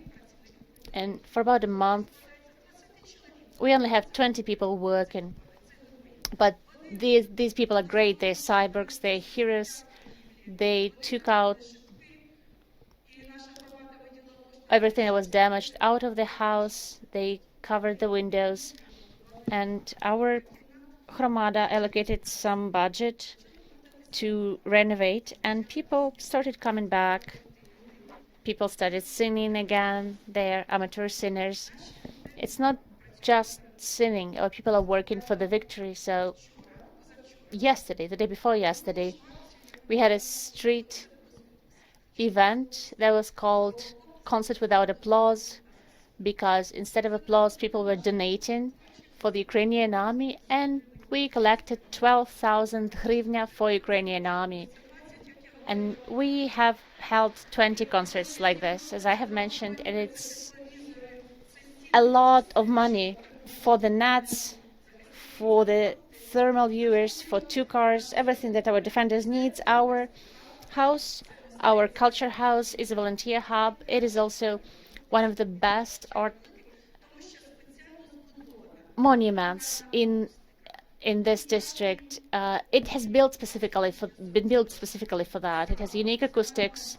The stage is built to be a stage, and the atmosphere here allows to feel beauty and to give this beauty to the others. But thanks to the project that was offered to us by our online course, we felt that informational and cultural locations can be not only inside the building, but also outside it. Before meeting the girls and having a look at their projects, I think that, as many of my colleagues, I thought that this event is happening on stage here at the facade. We're meeting our guests, but now I know that everything that is around should not only be tidy, but it should also correspond to the needs of population of different ages and different physical abilities. It needs to be unique, comfortable, beautiful, multifunctional, and your projects, girls, it is a miracle in itself. It's several steps further that gives the opportunity of managers my level to see what our organization can do, what our institution can do, and there are many opportunities, many perspectives. Thank you for the idea of summer cinema, art cafes, exhibition hubs, business corners, street cafes, and street sports. It's really cool. Mrimo, Dima, this is exactly what we're doing, dreaming and acting. I believe in you. We're taking small steps, but we're taking very confident steps toward the victory. We believe in Ukraine. Everything will be Ukraine. Thank you, Tatiana. Thank you for this inspirational speech, another one on our list. And now everybody will have the opportunity, who has not had it yet, to see the 3D model of the projects. The 3D models have been prepared by our participants, and we are grateful to Tokary Foundation for their creation. And now we announce the coffee break. Please take a look at your watches. At 1:20, 1:20, I'll be waiting for you to come back. But now, please have your coffee and enjoy the projects and the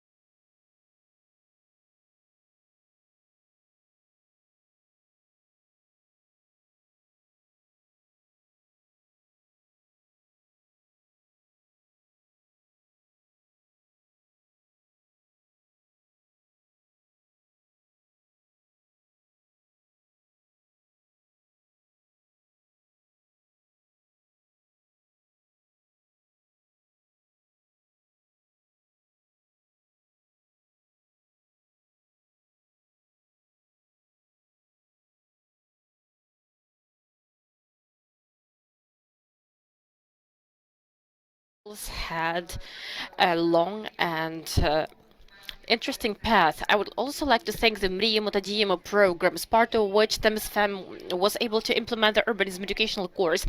And this event wouldn't be so celebratory without the gifts.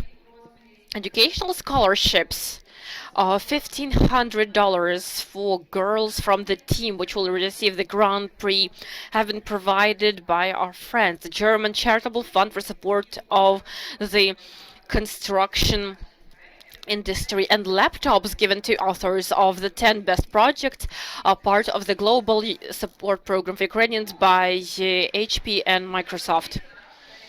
See, it's getting a bit more heated now. And if everyone is ready, we are going to move on to the awards.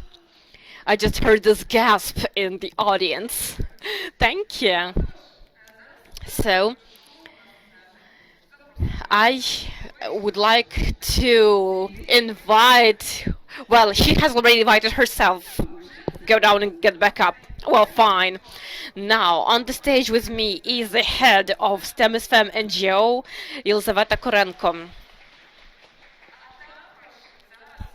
Also, I would like to invite girls who successfully finished the urbanism educational course. Just as we rehearsed, right? Okay. So, I'd like to invite Anna Puzarenko,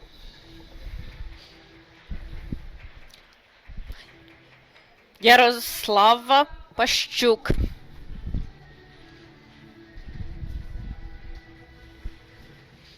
Tamila Vareha,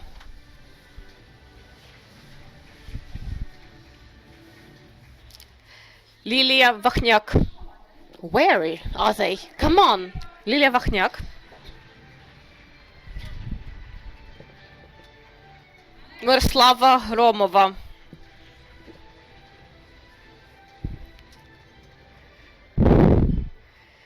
Vera Kiva.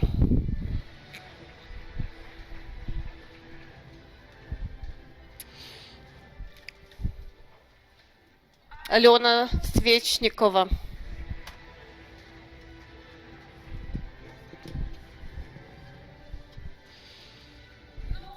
Come on, applause. София Грачова.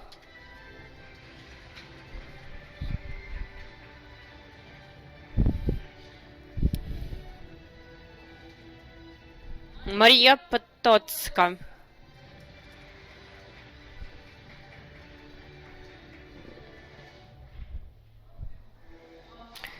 Oh, mom is here. Олександрина Яненко.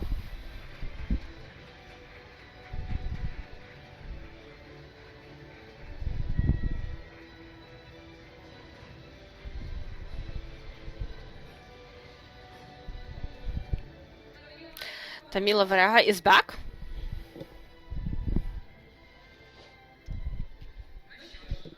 Okay. We are going to find those that we lost. Unfortunately, not all the participants were able to join us in this room, but they are with us online. Please, let's see them on the screen so we can congratulate them.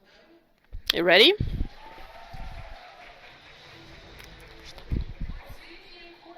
The educational course in urbanism was successfully completed by Vitoria Lyushchenko, Sofia Чеботарeva, Lina Krasnikova, Yana Martinyuk,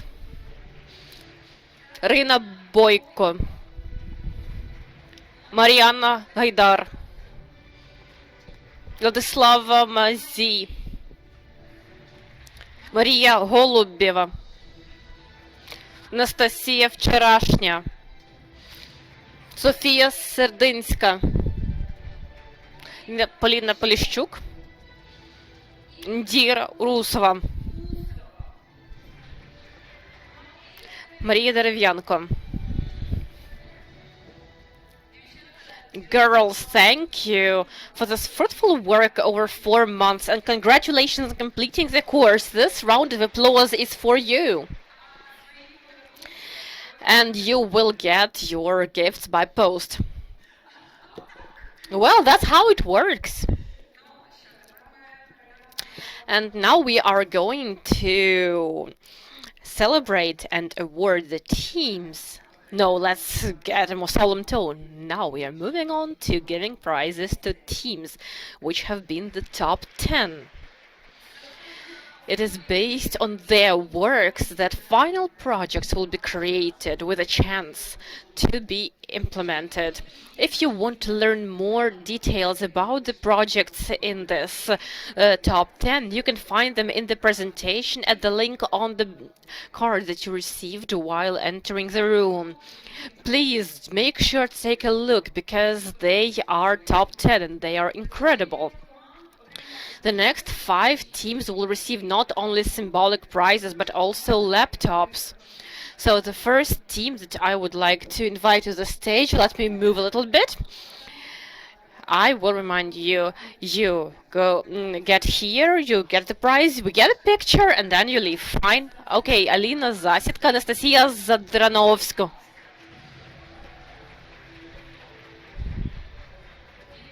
The girls developed a project for the Ichnya City Park. Their work is based on the creation of a large contemporary shoreline around which will organize areas for active and passive recreation. A round of applause for them. The next team is Anna Brosalina and Елизавета Данько.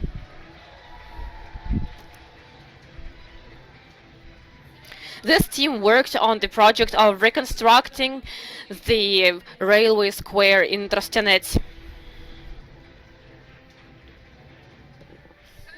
Sofia Boyko and Anna Honcharova.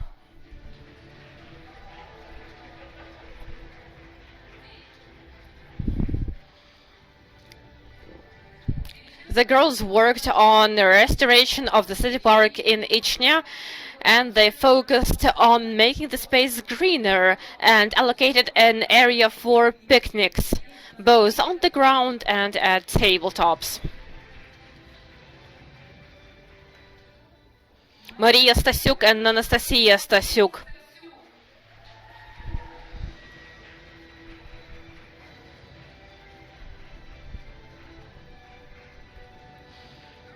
Over 4 months, the team was developing a project to restore the Ichnya City Park, and the girls are proposing a monument dedicated to Heavenly Hundred on its territory.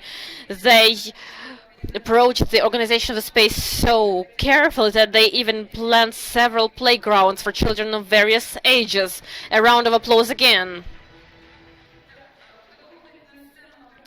Those who don't stop to take a picture. Come on. Okay. Karina Boyko and Anastasia Kozlovska.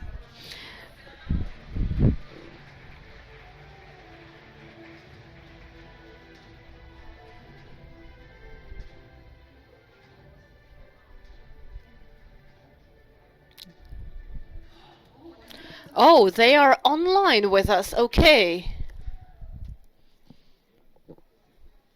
Can we see Karina?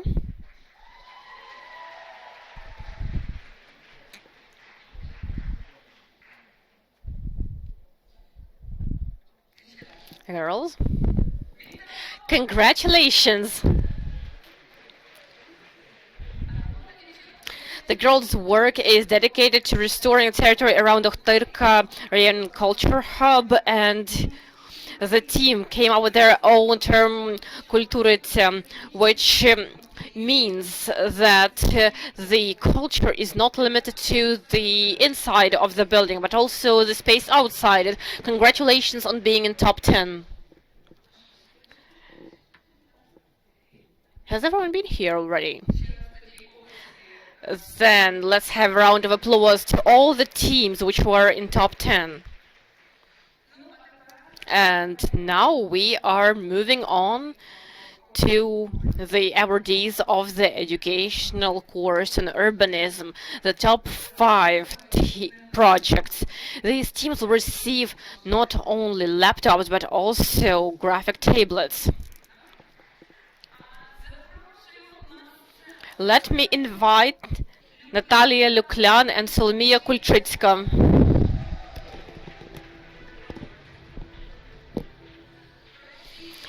This team's project is called People's Parking. In their work, the girls highlight that when modernism started, cities have become catered to cars. That's why Natalia and Solomia aim to rebuild the each city park in a way to make it people-oriented. Polina Sadykina.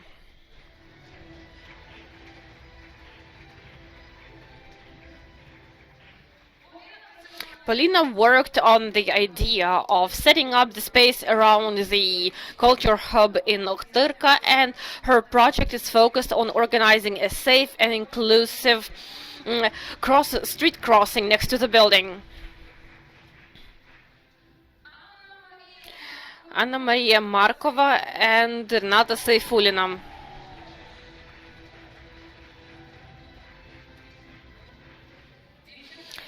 The girls also worked on the space around Ochtyrka Culture Hub, and they called their project Potik, a stream, having been inspired by the river of Ochtyrka. Daria Varanye and Daria Koval.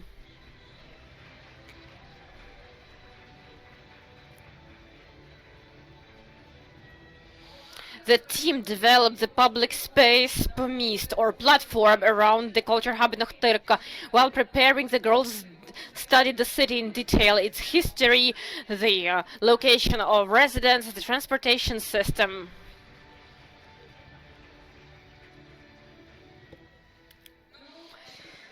Now let's have a round of applause to all the teams again. You would think that the girls just worked on 3 objects, 3 locations where they worked, but we saw so many different projects with different angles, different approaches. That's incredible. And now, Elizaveta, you ready? Let's have a round of applause once again. Now we are moving on to the most solemn moment. I think that the girls have already understood which project has become the best work of the Urbanism educational course. Did you guess it?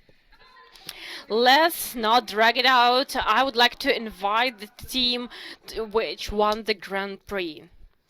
Anfisa Kaida and Irina Zaulichna.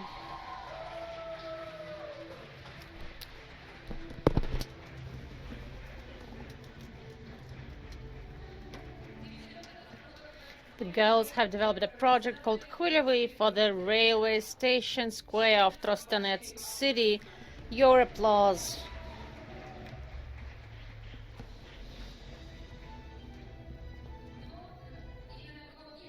And the most important present that the girls receive is a stipend to study for $1,500 for each of them, and this prize is provided by the German charity fund that supports construction industry.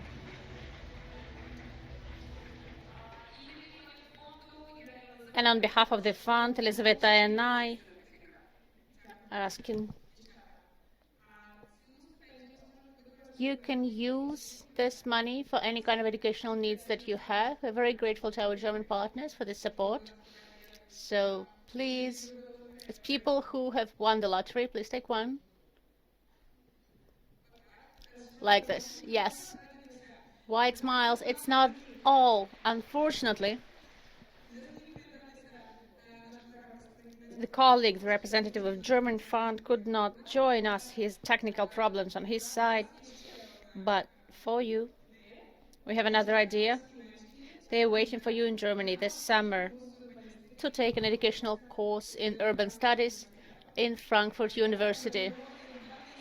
You have 2 spots there booked for you, reserved for you. You will continue your studies in urban design. They have not all of them have selected urban design for them in their profession, but now they are considering changing their major. Thank you, girls, very much. We've been impressed by your work. I'd like to say that even people who only saw your project, they were asking like, is this the winner? Is this the one? So all of the projects were great, but yours was especially memorable. Congratulations. That was great. And Yaroslava will have a couple more questions for you. Another round of applause, please. I'd like to remind to everyone who is now watching us online and who is also quite impressed. Do you want to take the course? Are you scared? Well, this is the way it happens. Give me the microphone. Is it? Yeah, put it down.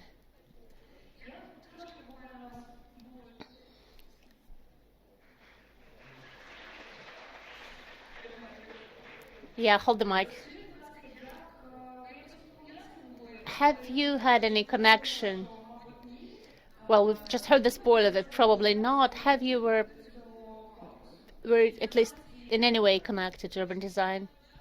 It's probably a question to me because I'm a journalist, a future journalist. I'll soon receive my BA in journalism, and quite often before I was interested in urban design, but unfortunately in Ukraine there were no initiative as STEM is FEM organized, and I'm extremely grateful to them for it, for this online course. There were no opportunities like this, and when my friend stumbled upon the video where this course was introduced, I did not even think about it. I filled in the questionnaire. I realized this was my chance. I did not think I'd be winning. The most important thing for me was to receive this knowledge so that I not only say that I kind of sort of understand something, but that I had some sort of a certificate. Well, you did, not that bad. Yeah, it was important for me to have some kind of a proof that I know something about it, some kind of a basis. And I understand now that I'm on the right track. So my wish to change the lives of people from working in journalism, I took it together with me to urban design. Well, I'm now graduating from Polytechnic University, year 4, design, but we don't have an urban studies course. So everything that was related to urban studies, it was very superficial, was taught in a very superficial way, or we didn't have any knowledge. So indeed, it was very interesting to listen to that many lectures, to visit the practical workshops that I gained the most from, and come to know about a lot of information that I'm very excited, in fact, because this moment after the course, I thought that I want to work with context, I want to work with urban design. I've never thought about it this way before, and I'm extremely grateful to STEM is FAM for introducing me to some incredible girls and Anfisa, and I'm very grateful for that. Please let us know. In the beginning of the course, you could choose the location you'll be working on. How did it happen? Did you choose Trostenets immediately? Was there any kind of discussion? Why did you choose this location? Well, we had distribution later. People were writing down their wishes, and honestly, I don't actually remember this moment, but I think that I was interested by this location in front of the railroad square, because these kind of squares, it's a transport hub usually. I love transport. I have a thing for transportation, very specific interest for electric vehicles, for public transport, so I had a preference in what I wanted to do. I wanted to work with this location. Please tell us, so the square near the railway station, this is also the face, what the person sees when they come into the city. What were the goals for you in this project? Well, our goals were to have everything accessible and convenient for all the citizens so that nobody would feel any discomfort while being there. And it should be a comfortable space both for the guests of the city and for those who live there, because it is not just a square in front of the railway station. It is a center of Trostenets, unofficially, where many people meet There also used to be a shop there, so it was the most important for us to have everybody satisfied from their user experience with this location. The wave that is central in your project, will you tell us a little bit about that?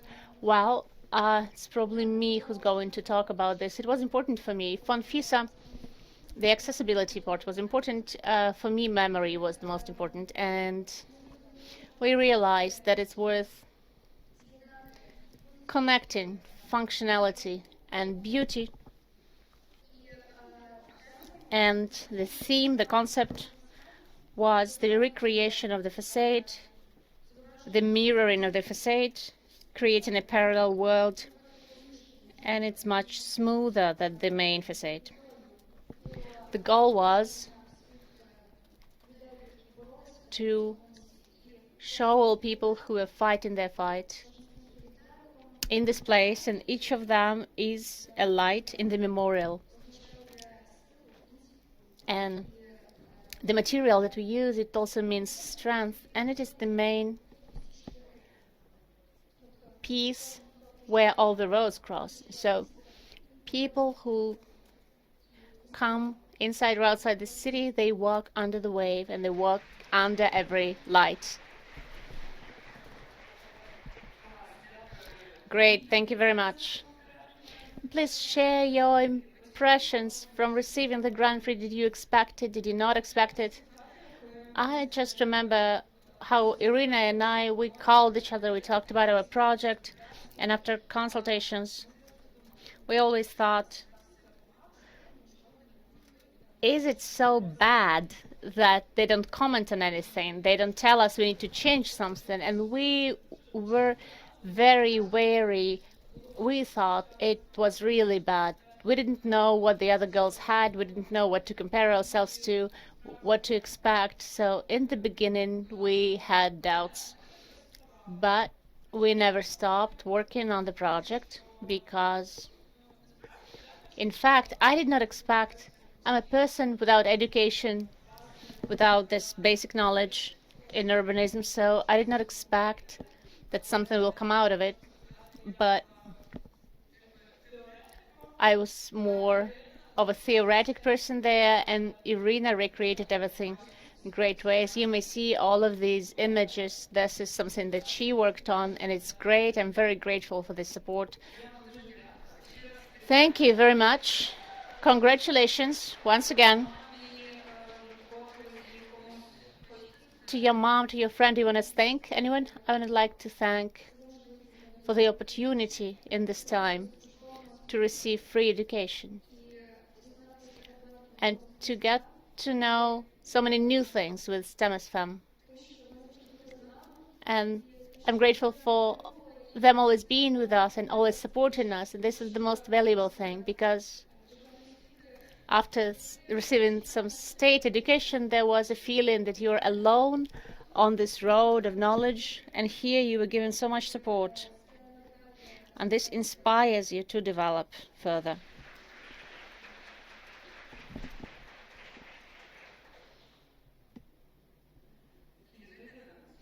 Lisa, come here. Is there a single person here who does not want to go to Trostenets and see it? Because I'm ready to book my tickets now.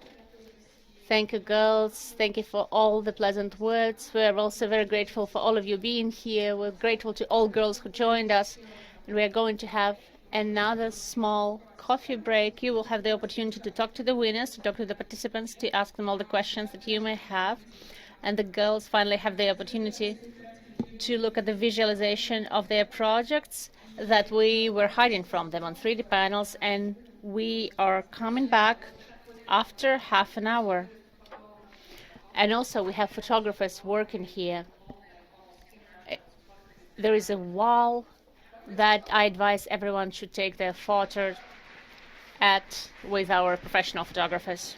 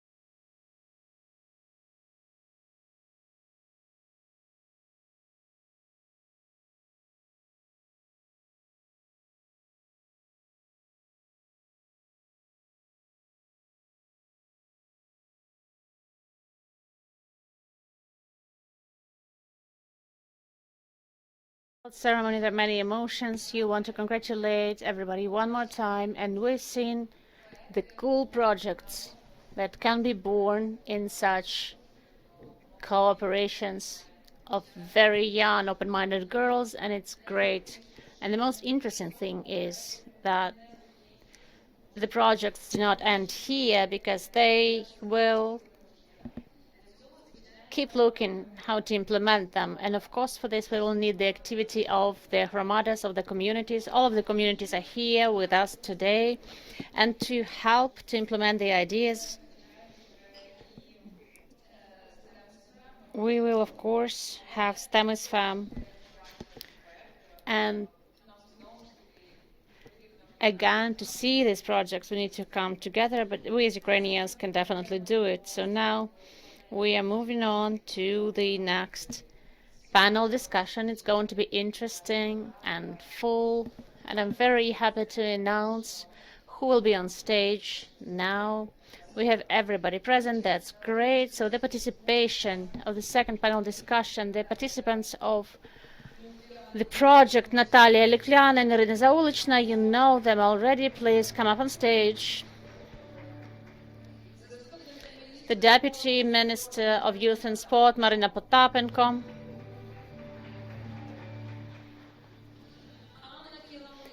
Anna Kilan-Lipka, the head of the political section of the Embassy of the Republic of Poland in Ukraine. And Yulia Tkachuk, deputy head of Mrimo Tadimo program, will be moderating the conversation.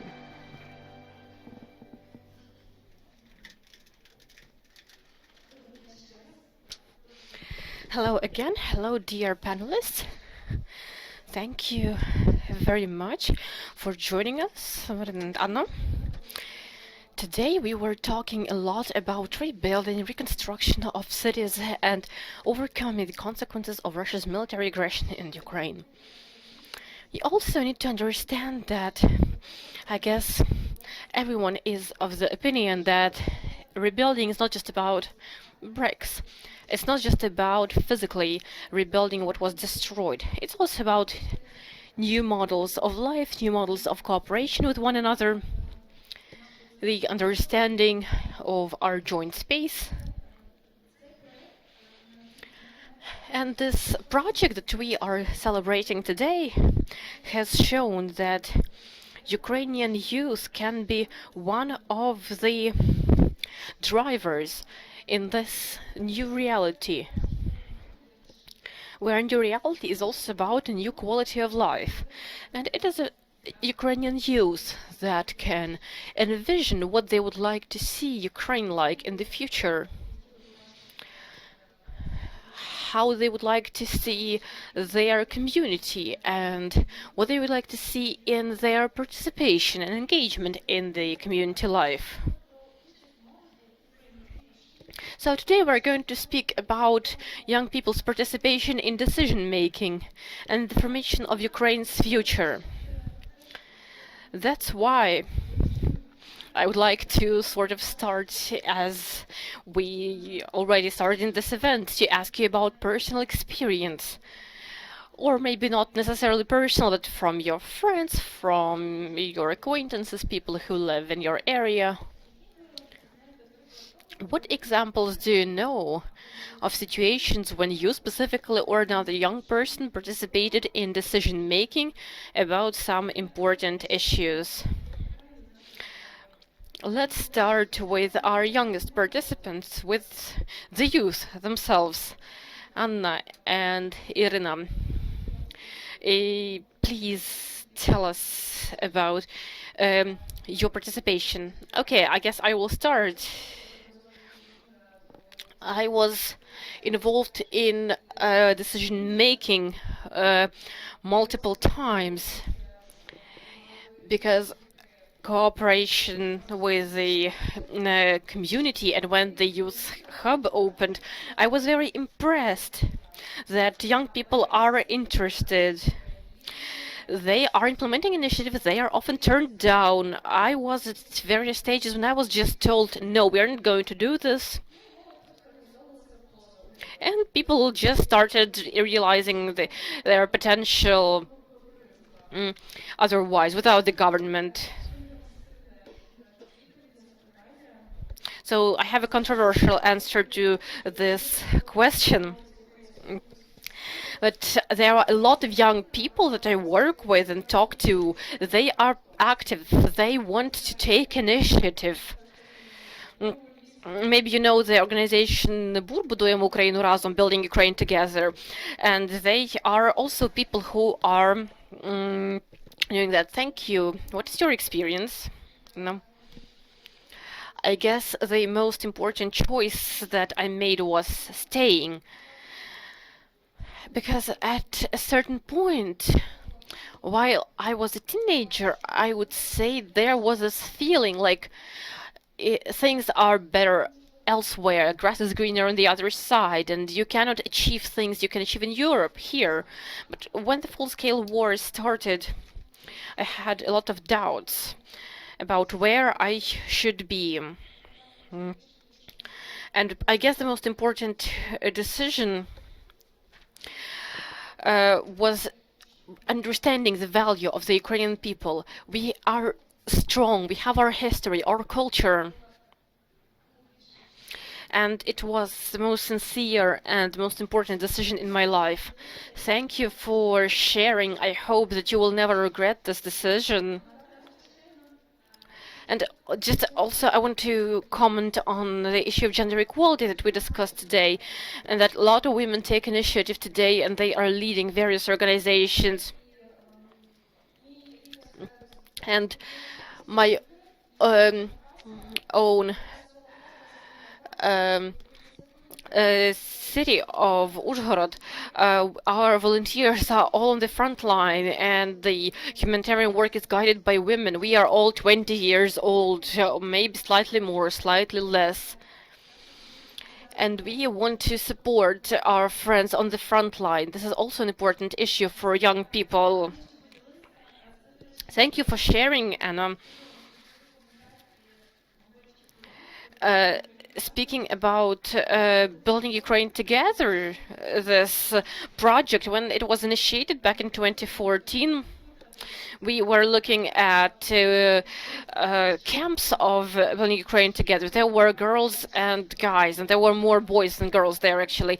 But throughout years, we are receiving new pictures from those building camps, and we have girls who are putting plaster on walls, who are doing some construction work, and there is this movement towards inclusion.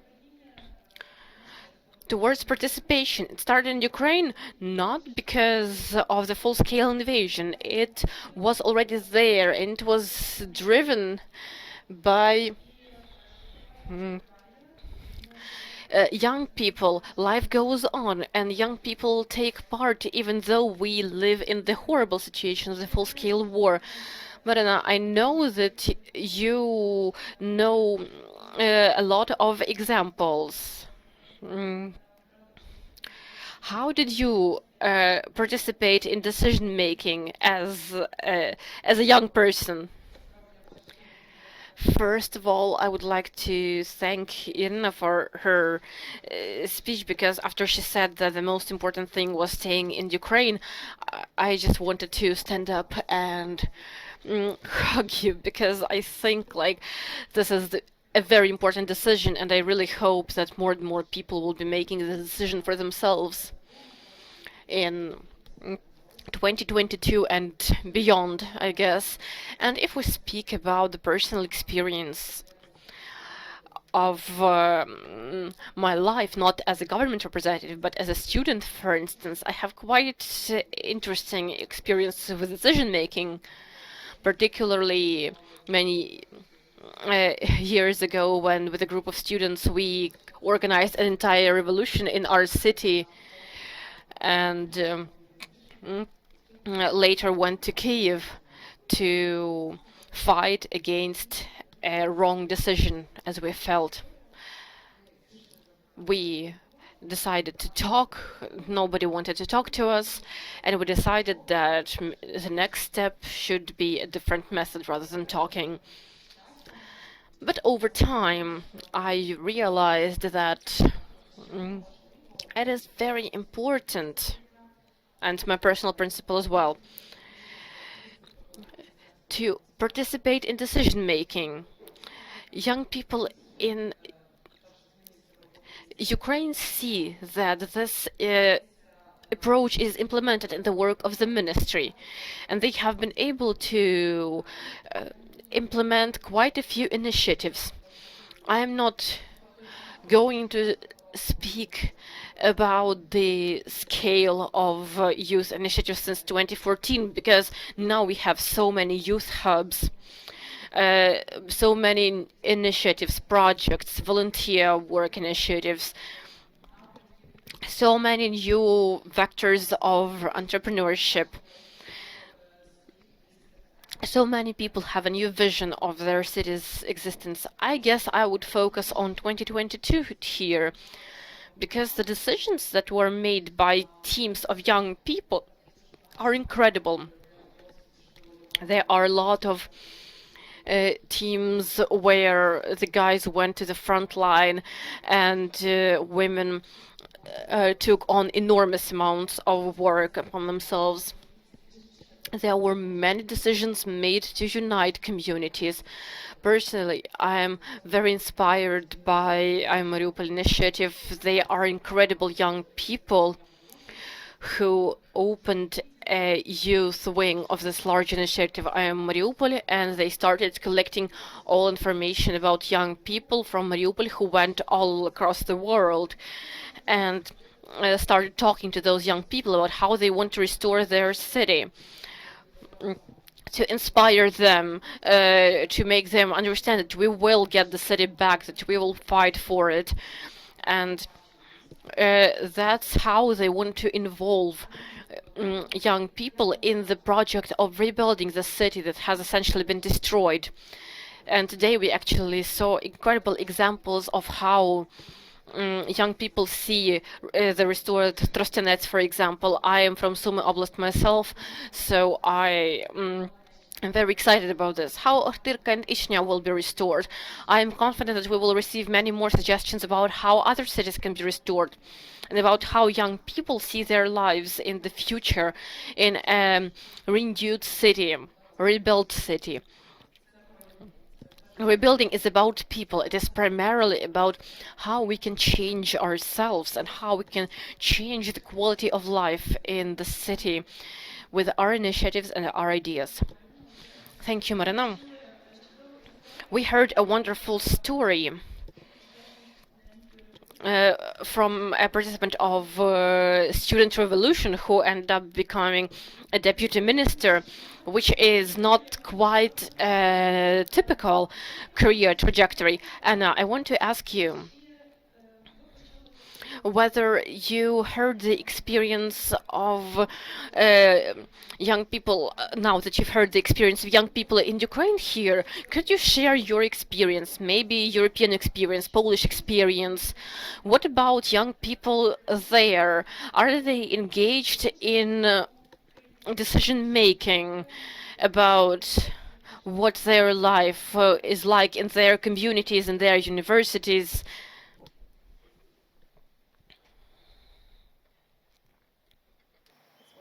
It's working. Thank you very much for your question. I wanted to start from apologizing to all of you that I'm not using Ukrainian language. I feel really ashamed of that, but I can promise you that in 1 year, when we meet, I will try at least to speak better Ukrainian than at the moment, but I am learning. And thank you. And for my, maybe to justify myself, I can say that this is my literally first week in Kyiv. And I actually left my 11 years of my life in Brussels to come to Kyiv to work. So I hope that I can bring also something from the European, indeed, perspective to the work of the Polish mission embassy here, but also to help you in building, for example, this youth participation in decision-making processes. But I must say that I am really, really already very glad and enjoying what I'm seeing here today with so many young people and especially women taking things in your own hands. And I must say that I'm sorry that I will start from the gender perspective, and because it's very dear to me as well. And I just wanted to share that Ukrainian women indeed are now inspiration for all of us in Europe because of the role you are playing during this horrible Putin's war. My personal recommendation would be keep working, keep doing that, because when the war ends, I do hope that, and I'm pretty sure from what I'm seeing, you will not just go back and end as housewives but you will continue indeed your presence in decision making and rebuilding this country, including building a modern democratic state, because as you also mentioned, as I see here today, Putin's war might ruin the cities, but definitely I see that it's not going to steal the youth, the life from the youth. You have your ideas and you have your way forward. So that's really great and inspiring for somebody coming from the neighboring country, but also, as I said, after 11 years in Brussels. About the youth in the decision-making process, I think I'm also quite confident listening to the girls here that when the war ends, Ukrainian youth is going to be very, very present in that. But indeed, and I am even a bit jealous because I see in Poland, for example, at the moment when people think that, unfortunately, the young people very often think that somebody else will, it's fine that somebody else will decide for them. It's not fine. You have to have your voice being heard. So don't let anyone else to decide for you about your own future. And indeed, the participation for me means a few key words like activism. But I see already that with the help of the organization of the NGO STEM FEM, you are already being very active.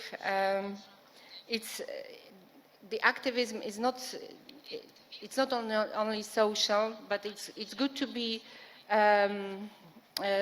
active socially, educationally, but also politically. So political awareness is very important, and this political awareness in the West usually leads to the engagement. So youth should remember that they should be engaged in the political processes and through the work, for example, of civil society. So building a strong civil society, vibrant civil society is key here. But again, working on and with Ukraine for so many years from Brussels, we used to say that civil society in Ukraine is one of the most active in the region. And right now, it's great to see that this stays like that and even gets better. And so you should be present in. You should remember that accountability is the key for democratic state. So it's you to call your politicians accountable. I know it's war. I know the situation is difficult, but still. Democracy is about being called by the civil society, or so you have the right to say, okay, I'm checking on you, and then organizations that play the watchdog role. So again, looking at the hands of politicians, maybe that's at least in Europe, it's now one of the roles that youth can do, and civil society in general, of course.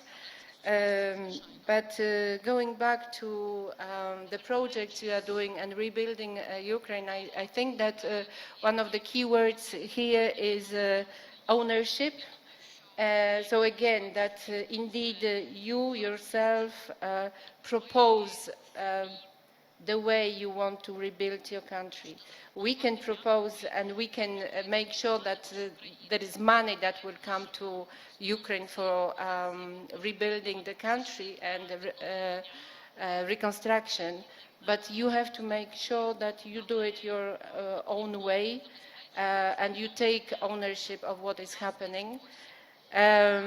Creativity, but I mean, I just had a few seconds to look at the project, and I'm really amazed how creative you are. And also something that we experienced in Poland after the Second World War, which is, well, again, just to say that it's so sad that after so many years we still have to talk about rebuilding the cities from the scratch because they are so ruined. But in Poland, what we experienced as a great challenge was to rebuild the city, which is giving you so much opportunities to implement new urban planning and projects, but keep your cultural heritage. So make sure that, as you mentioned, this Ukrainian culture maintains, and anybody who can visit can feel it straight away.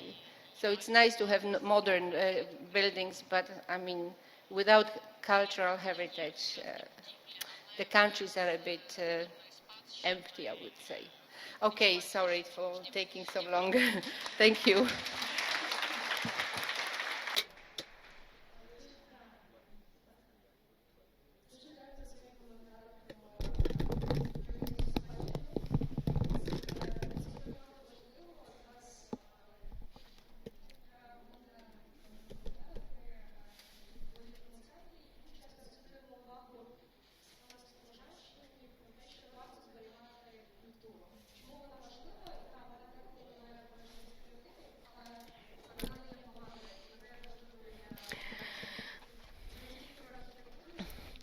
This is not just about architecture, this is about certain identity.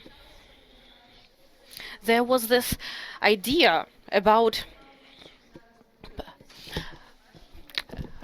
politics. I am happy that I was born in 2001. I'm happy to have been part of various youth communities. There are so many initiatives, the boot camp, the Ukrainian Academy of Leadership, other hubs and spaces. And it's especially important that when we were working as part of STEM as FEM, we were talking not just about theory, but also we were talking about communities, about advocating for your decisions, about cooperating with the community, about decision making at the community level. Thank you very much for this comment. Now, before giving the floor to Marina, I would like to say that indeed politics is very important. And after Marina, I will ask you whether you were politically active before the full-scale war and whether you see how this activism and energy can be transformed after the victory, perhaps even in the political career or participating in the political process. And while you're thinking about that, Marina, over to you. Just a few comments because there was quite an emotional story, but I would like to share some important information. You will speak about attitudes and intentions of young people who live in Ukraine or who left Ukraine but have the intention of going back. First thing I would like to comment on is these intentions. About 75% of young people live in a very uncertain situation. We cannot plan long-term strategies because we have unexpected factors. But still, now about 75% of young people want to come back to Ukraine and they want to go back to their own communities. Actually, the young people who are outside their communities but are in Ukraine, they also want to go back to their communities. What drives them and motivates them most to go back to their communities? Of course, they want to reunite with their family. Of course, they want to help with rebuilding. But the biggest drive of young people is engagement, is participation. They want to take part in rebuilding, in reconstructing their communities. And when we speak about recovery and rebuilding in Ukraine, young people really want to engage in transformation of their cities, not just rebuild a specific facility or a specific place, but transform their city by proposing specific solutions. They can be solutions about a certain architectural item. It can be changing approaches in city policies. It can be a completely new solution, changing approaches in education in the city. So the same thing is happening on the national level when we speak about rebuilding and restoration, when we look at the plans that every industry has developed and they think up among themselves. We are saying that in Ukraine there have to be transformations. Our movement towards the European Union, the fact that we have the EU candidacy actually obliges us, and it's important to us that the regulatory framework is changing and it brings us closer to the standards and to changing the quality of life. We need to teach people to apply these standards, and it's a very important aspect. We need to invest in the development of human capital, which happens through education, and we also need to engage young people in science, and that's actually also a very important aspect to propose effective solutions. We need to share knowledge, to share the idea of how society lives, what is the role of young people, civil society, the government. All of these aspects should be understandable for young people, so they can suggest their own solutions. And youth policy actually proposes these solutions, and they can use these tools. Thank you, Marina, and also Anna has a comment.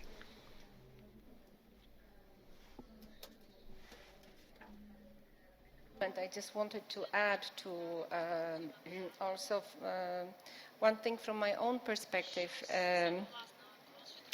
I really like the fact that you mentioned 75% of young people is willing to come back from those who I understand are at the moment abroad. And I think that's very important, because what Ukraine really need to do, and we need to help you to achieve, is to not to let to the brain drain, because of course it's even we in Poland, if I can be very honest and blunt, we would like young, bright Ukrainians to stay forever, because it enriches our society. But I think for you it's important that these people come back, also with any kind of experience, good or bad, I hope good, to the country. And I can say that I also had a chance long time ago, when I graduated from secondary school. As you can imagine, at that time in Poland, my foreign language was Russian, of course. I didn't pay attention to English at all, because at that time I thought, why should I? I would never ever go abroad, and I would never probably even meet someone with whom I could speak English. But then I had a chance to go to Canada for more than a year. And suddenly it appeared that everything stays open, so there are opportunities. But I decided to go back to Poland and use my experience to rebuild my country. Not physically, not building cities in the bricks, laying the bricks, although my father was a bricklayer and I'm so proud of him. But rebuild the country in the way I thought we should be. And also I just wanted to share that I heard yesterday somebody telling me that Poland in the 80s was for them a bumpy way to the west. That's how they called Poland. So really, nothing interesting to stay there, just to go through Poland, and the roads were really bumpy. And with the membership, EU membership, and on the way to the membership, we actually, I think we were successful, and we changed Poland into the country where actually people want to stay and live, and it's really nice. So the roads are no longer bumpy, and it's not only the way to the west. But from personal perspective, when I came, what I did is what I thought I could do best. I used to work as a teacher myself for many, many years, and I was involved in changing a Polish educational system. And I'm really proud of that, because I'm proud because of two things. Firstly, because we managed to completely change education and leave the whatever was left with the socialism in Poland. So our young people are now they can compete with others. Uh, they so that's one thing, and the other thing that we did it in our own way. So I hope we can also share those experience with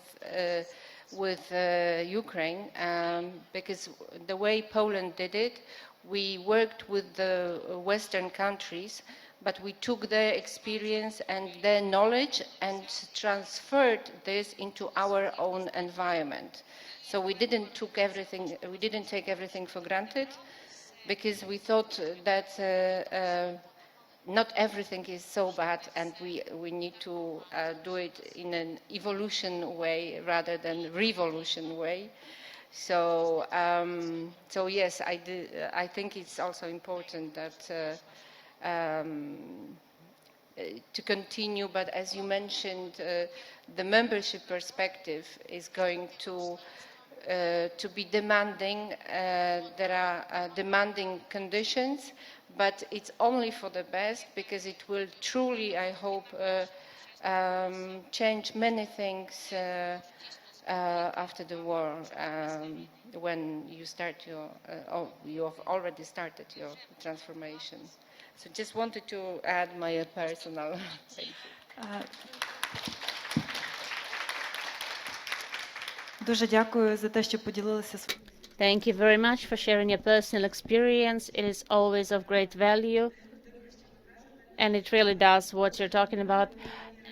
So Natalia, Irina, continuing the topic of transformation, in your opinion, what this activism of youth could transform into, this volunteering, this participation after the war? What will it become?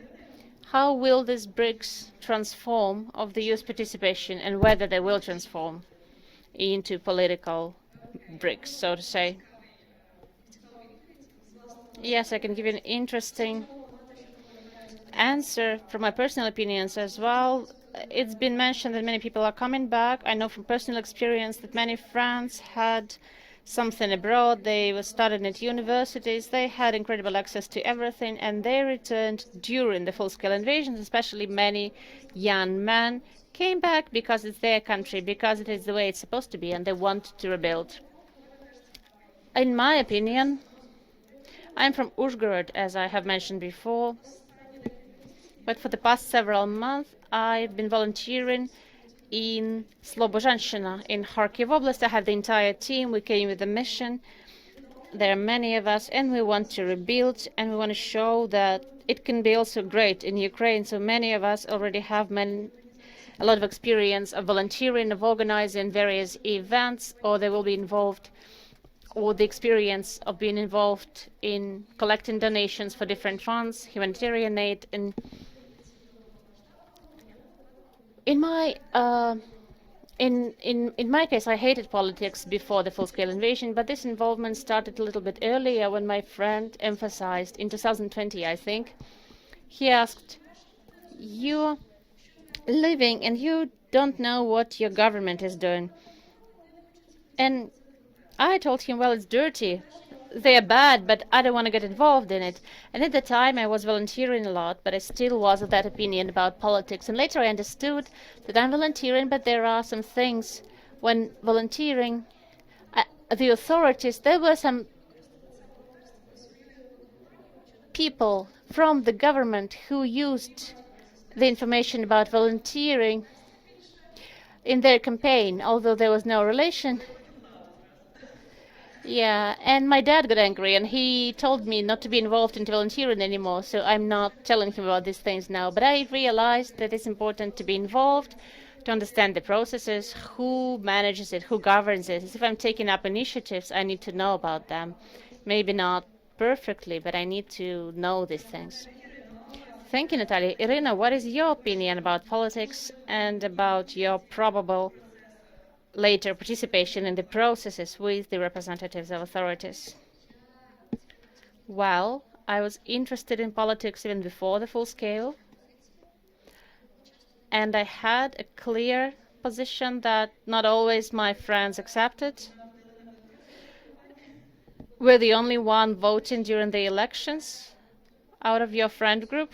Not the elections, but I realized that it depends on us what our society looks like in the future. And I had the realization that a Ukrainian person, they need to be governing because a Ukrainian person knows what the Ukrainian people need. And quite often, I was not supported. And after the beginning of the full scale, it became a little bit easier because my thought became relevant somehow. But on politics, I don't know how to cooperate. I received the most information from STEM is FEM. There was some information on how to submit things, how to do these things, how to communicate. I oriented more on studying, on getting knowledge, to rebuild, word for word, just rebuild, not create a community of Ukrainians. And I could say that the university has been playing a big role so far, and I really hope that the students will be involved in rebuilding because many courses have changed, and most of the courses are aimed at creating a temporary shelter for so people, for so and so people. So it's related with the context of Ukraine and with the further rebuilding. So I really hope that indeed Ukrainian youth will be relevant in this context. It is already relevant. Thank you very much for raising the issue about barriers for youth participation, because both of you represent the part of the youth that even before the full-scale invasion was active, that cared, that wanted to do something. But do you agree it's not the majority of young people in Ukraine? And indeed, it is important to involve youth. We'll talk about this, but to get involved is not that easy, because real participation that has meaning, it's not a tradition, let's say, for Ukraine. And there are many cases when young activists in the communities are viewed as a group of silly young people who want something for the unknown reason. It's not clear why exactly they care. But in addition to the barrier that you mentioned, that you don't know how to get involved, what are the other barriers, in your opinion, that exist for youth who probably have never thought about their role in changing the life in Ukraine? What barriers do you think are relevant in our country right now? Well, in my opinion, it is the barrier of the lack of knowledge. There's not enough information about what kind of a cooperation there may be, so people think that there are some special people and only them can perform this function, and that's it. But if we think about those who know, then probably it's a very there's prejudice attitude to the youth that similarly they don't know anything. And if the representative of the youth addresses the authorities, most probably their reaction won't be great, and you will need to prove your opinion for a long time and spend a lot of time doing this. Yeah, thank you, Natalia. Well, I can also add that yes, two of these factors are present. Yes, indeed, they're looking at you as if you're silly. And the most difficult thing, in my case, in the case of many friends, you find your community, but the most difficult thing is when your friends, your relatives look at you like this. Well, yeah, you understand, but this is the way I am. I want to change the country. But by the way, it's not a kind of advice, but how to easier join such organizations, such groups, activism. It is much easier than it seems. You just need to at least one time to look for these opportunities, and then these opportunities will follow you. They will follow you indeed, because one time you Google, and then the algorithm of artificial intelligence will show you these street events, and you gradually come there and you find many opportunities that are interesting to you in particular. So you should just try joining, even if you don't want, if you registered for something, do go there. You would rather regret not going there than going there. Well, it's almost as going to the gym, right? Yes. Marina, you started talking about several barriers here that our young participants shared with us, and then with the power of our titles, we talked about the other barriers that the youth face. So what does the youth policy do in Ukraine, the youth politics, to lower these barriers, if not remove them? I fully agree that lack of information and lack of practice of using the instruments is a big barrier. And this is the biggest visible barrier that exists. There are also many fears that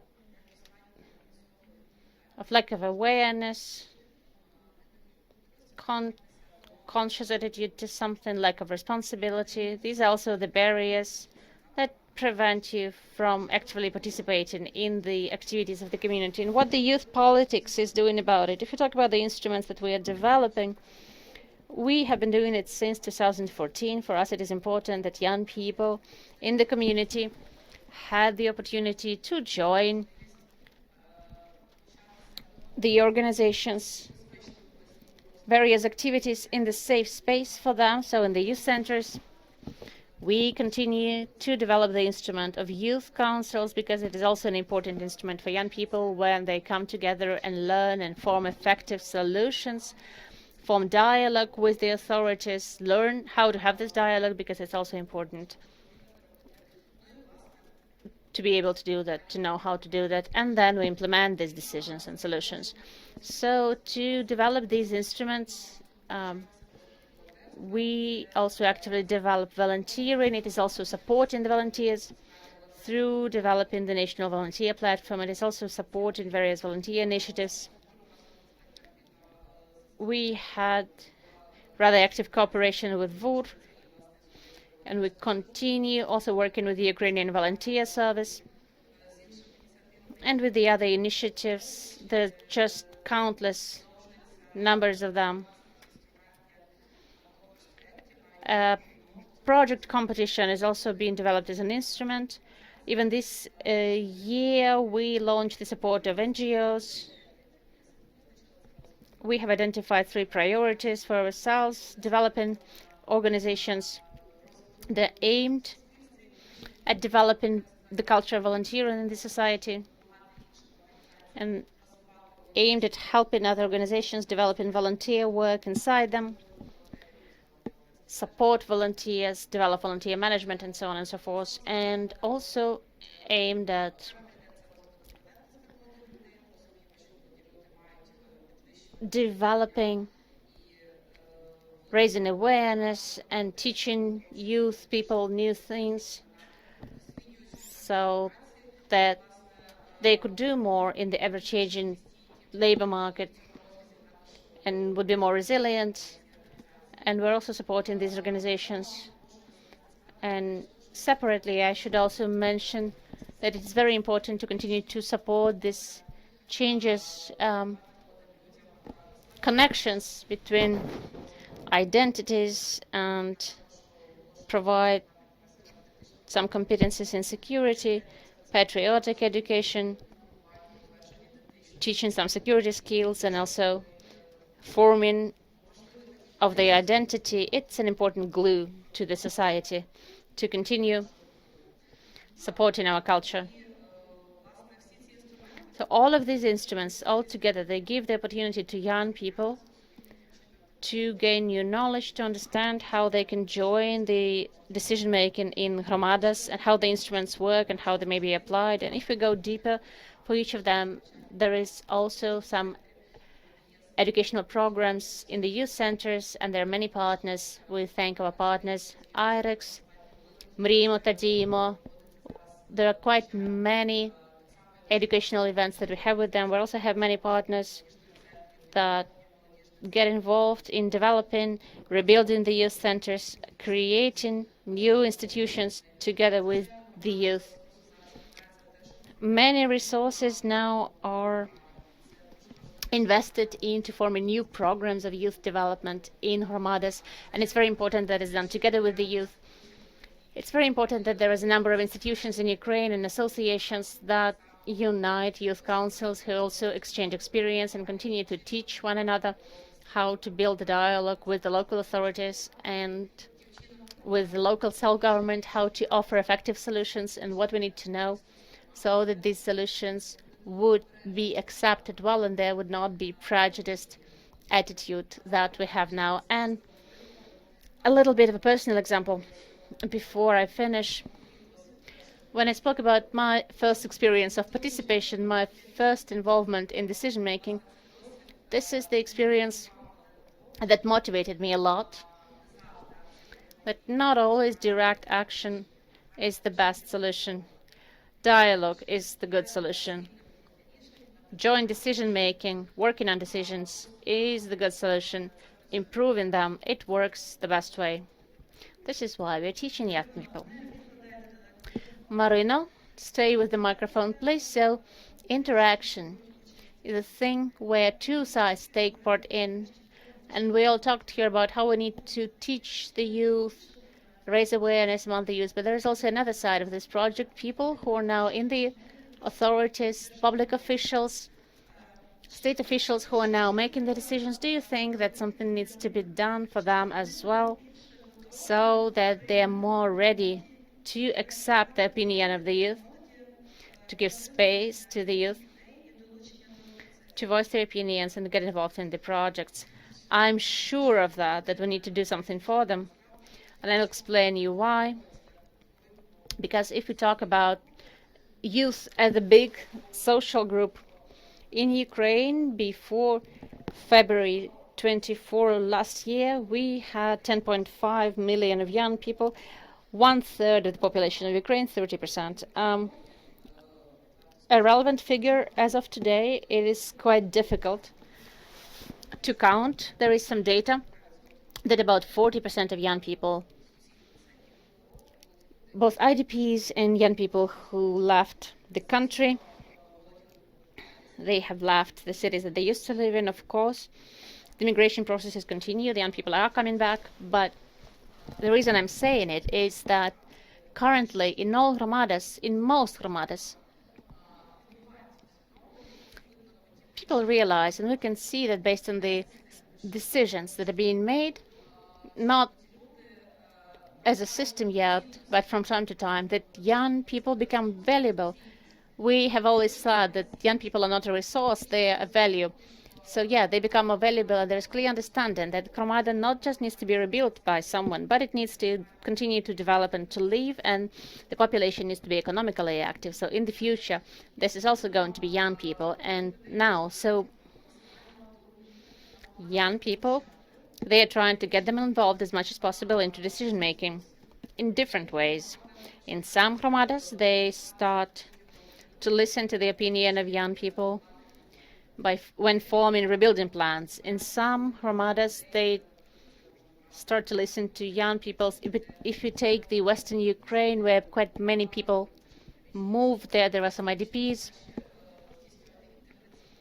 So they listen to them when they plan the integration processes, the building of new social connections. And the instrument of youth policy work the best when you can create corresponding centers where you can implement corresponding programs, do cultural integration in the context of this particular Hromada. So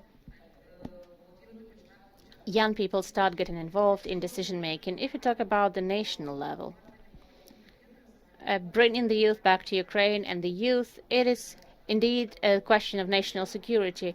It is an extremely relevant question. And in this context, you see now that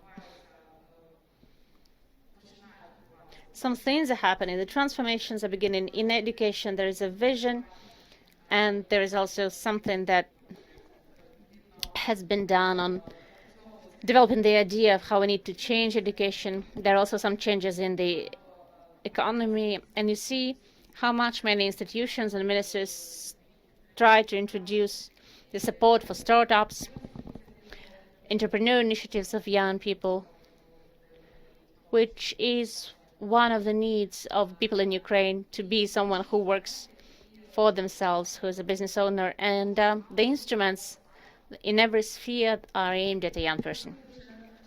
Thank you very much for sharing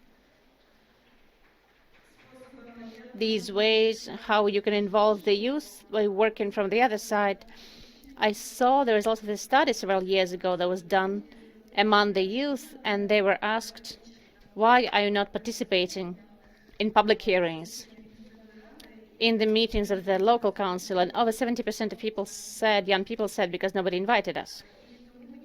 So I would like to that this realization that the public officials also need to take a step towards the youth that you shared, Marina. I think that it needs to be more widespread, and the fact that we are seeing how the heads of Hromadas, they start thinking what they need to do for young people to remain living in their Hromada, in the place where they currently live. I would like this culture to be more widespread and to develop.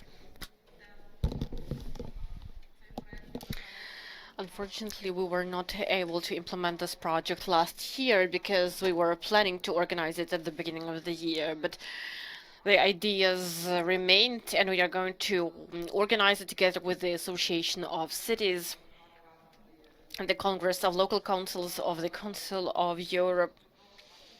We would like to continue working on this project, implementing it as an open platform to invite others for cooperation, work with mayors, and work with executive committees of cities in order to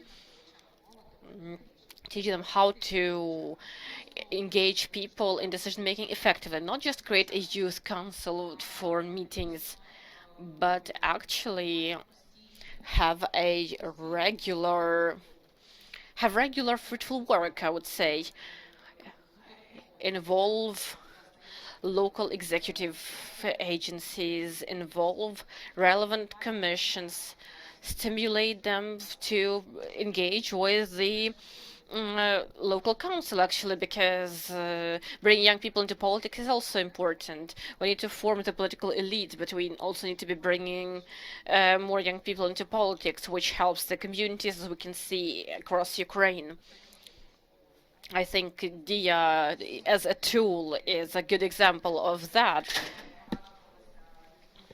And I think it was also implemented by people who are also involved in transforming the society. So the course on civic education that has become mandatory and that is considered as part of informal education, as a practical course, you feel like this course would be useful for the authorities as well, so that they could know how to take this step forward. Because effective cooperation means that it's a two-way street. You cannot just go ahead. Anna, you wanted to make a comment as well. Actually, you've just mentioned what I wanted to mention. It's and you as well. Education is again the key here, and because you have to start with telling everybody, young people at schools through this civic education, but also spreading the word, so the grassroots initiatives of people like you, that democracy is about each and every voice that counts. It's not only about local or central authorities' decisions, the decisions should be well informed and should be well informed and checked in a way by the society. So being a part of civil society, young people and civil society have a great role to play. As you said, people must start believing, young people must start believing, and everybody that nothing about us without us. That's what we say in Poland. But on the other hand, I also see your point that I understand that young people here are ready to take part and be active and be engaged. But sometimes it's difficult to be engaged if you don't know, for example, that there is a decision and you can have actually influenced this decision, or at least you should be consulted on that. But on that, I can assure you that the Ukraine's way to Europe, whatever you've done so far as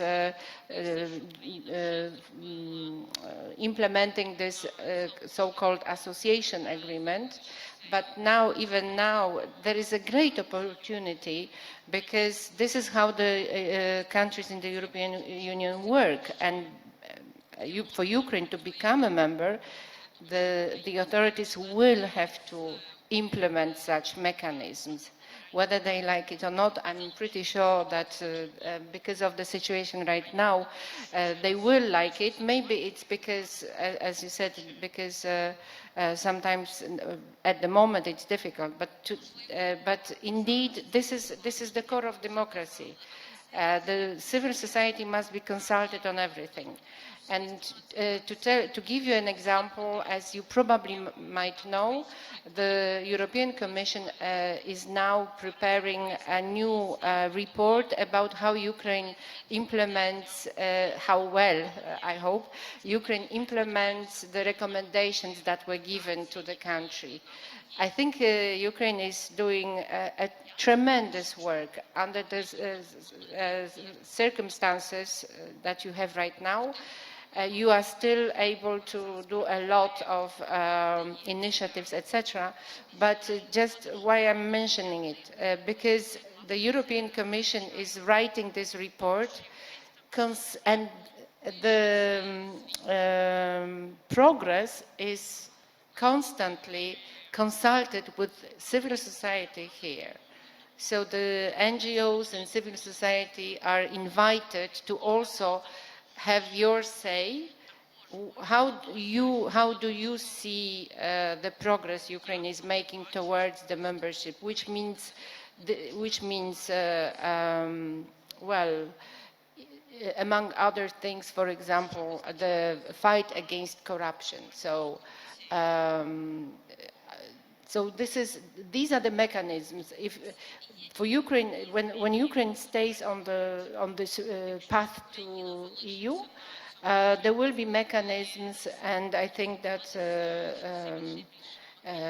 you will simply, or the local and other administration will get used to the fact that the mechanisms must be in place, because otherwise the recommendations will not be fulfilled. And of course, everybody wants this process to be smooth and quick, so I'm pretty sure that you will do that. But I think, again, as you said, what is really key is that people know that they can actually decide about almost everything. Well, I mean, in the times when there is no war, of course, in the country. But let's hope that this time comes pretty soon to Ukraine, because I believe that Ukraine will win soon. Thank you. Дякую. Thank you. We have no time left to continue with the discussion, so I would like to wrap up here by quoting Anna here. She said whether they like it or not.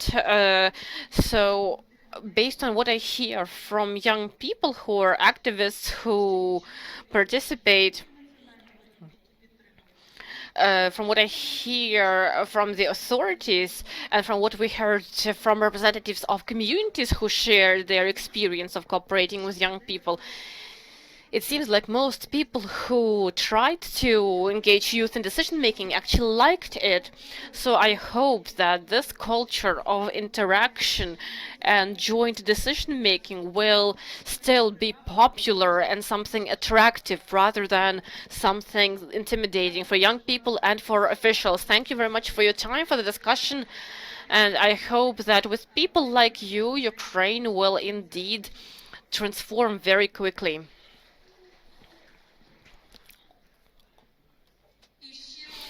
More applause, please.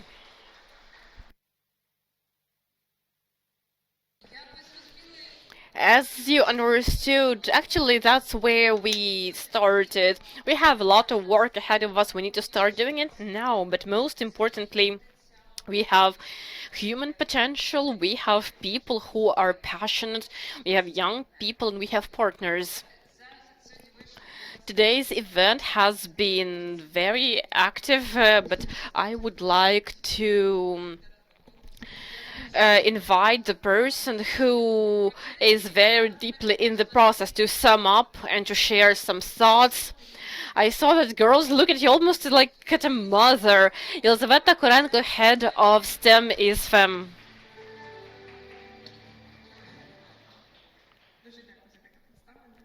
Thank you very much for this introduction. These are my favorite moments, honestly.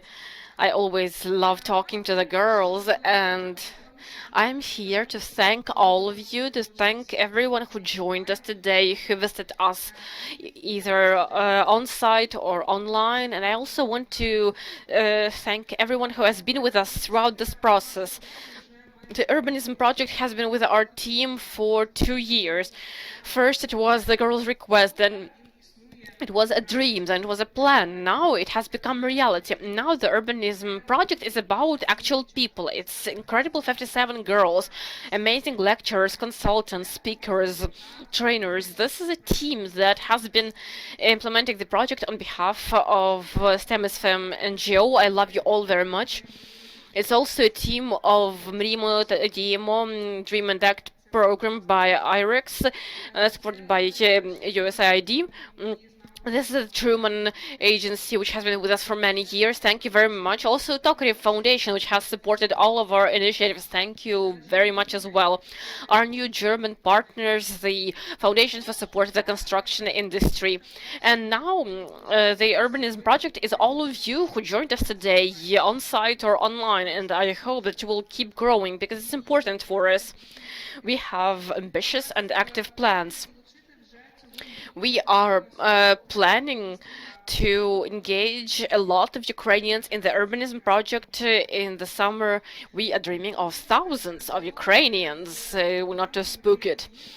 We are dreaming of thousands of people taking part in our online course, which will be available to everyone interested to acquire knowledge on urbanism. We believe that everyone needs this knowledge because this is not information for a select few. It is not information that is specific only to builders or architects.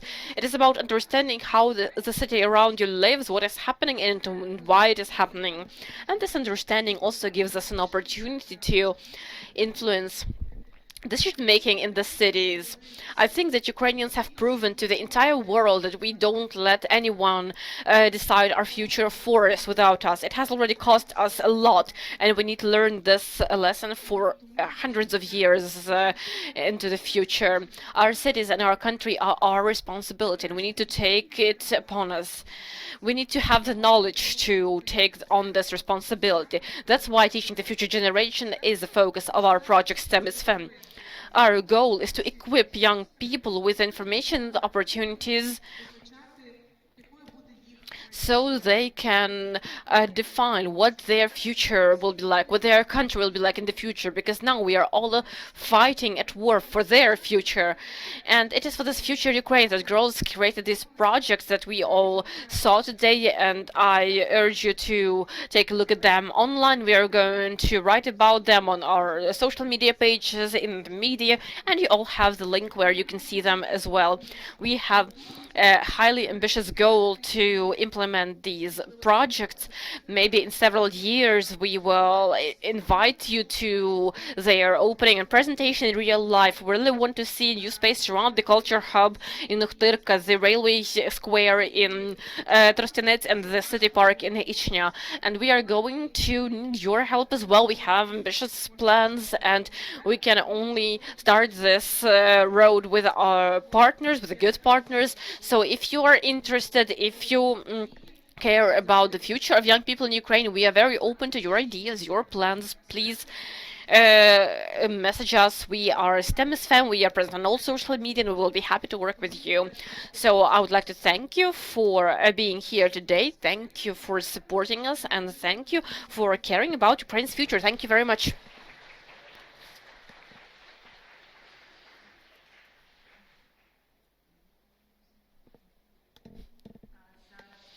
And now, you know what we are going to do? Let's have a round of applause for Lisa again. And now let's set high score of the biggest picture of the most active people. Let's all go to the Urbanism banner.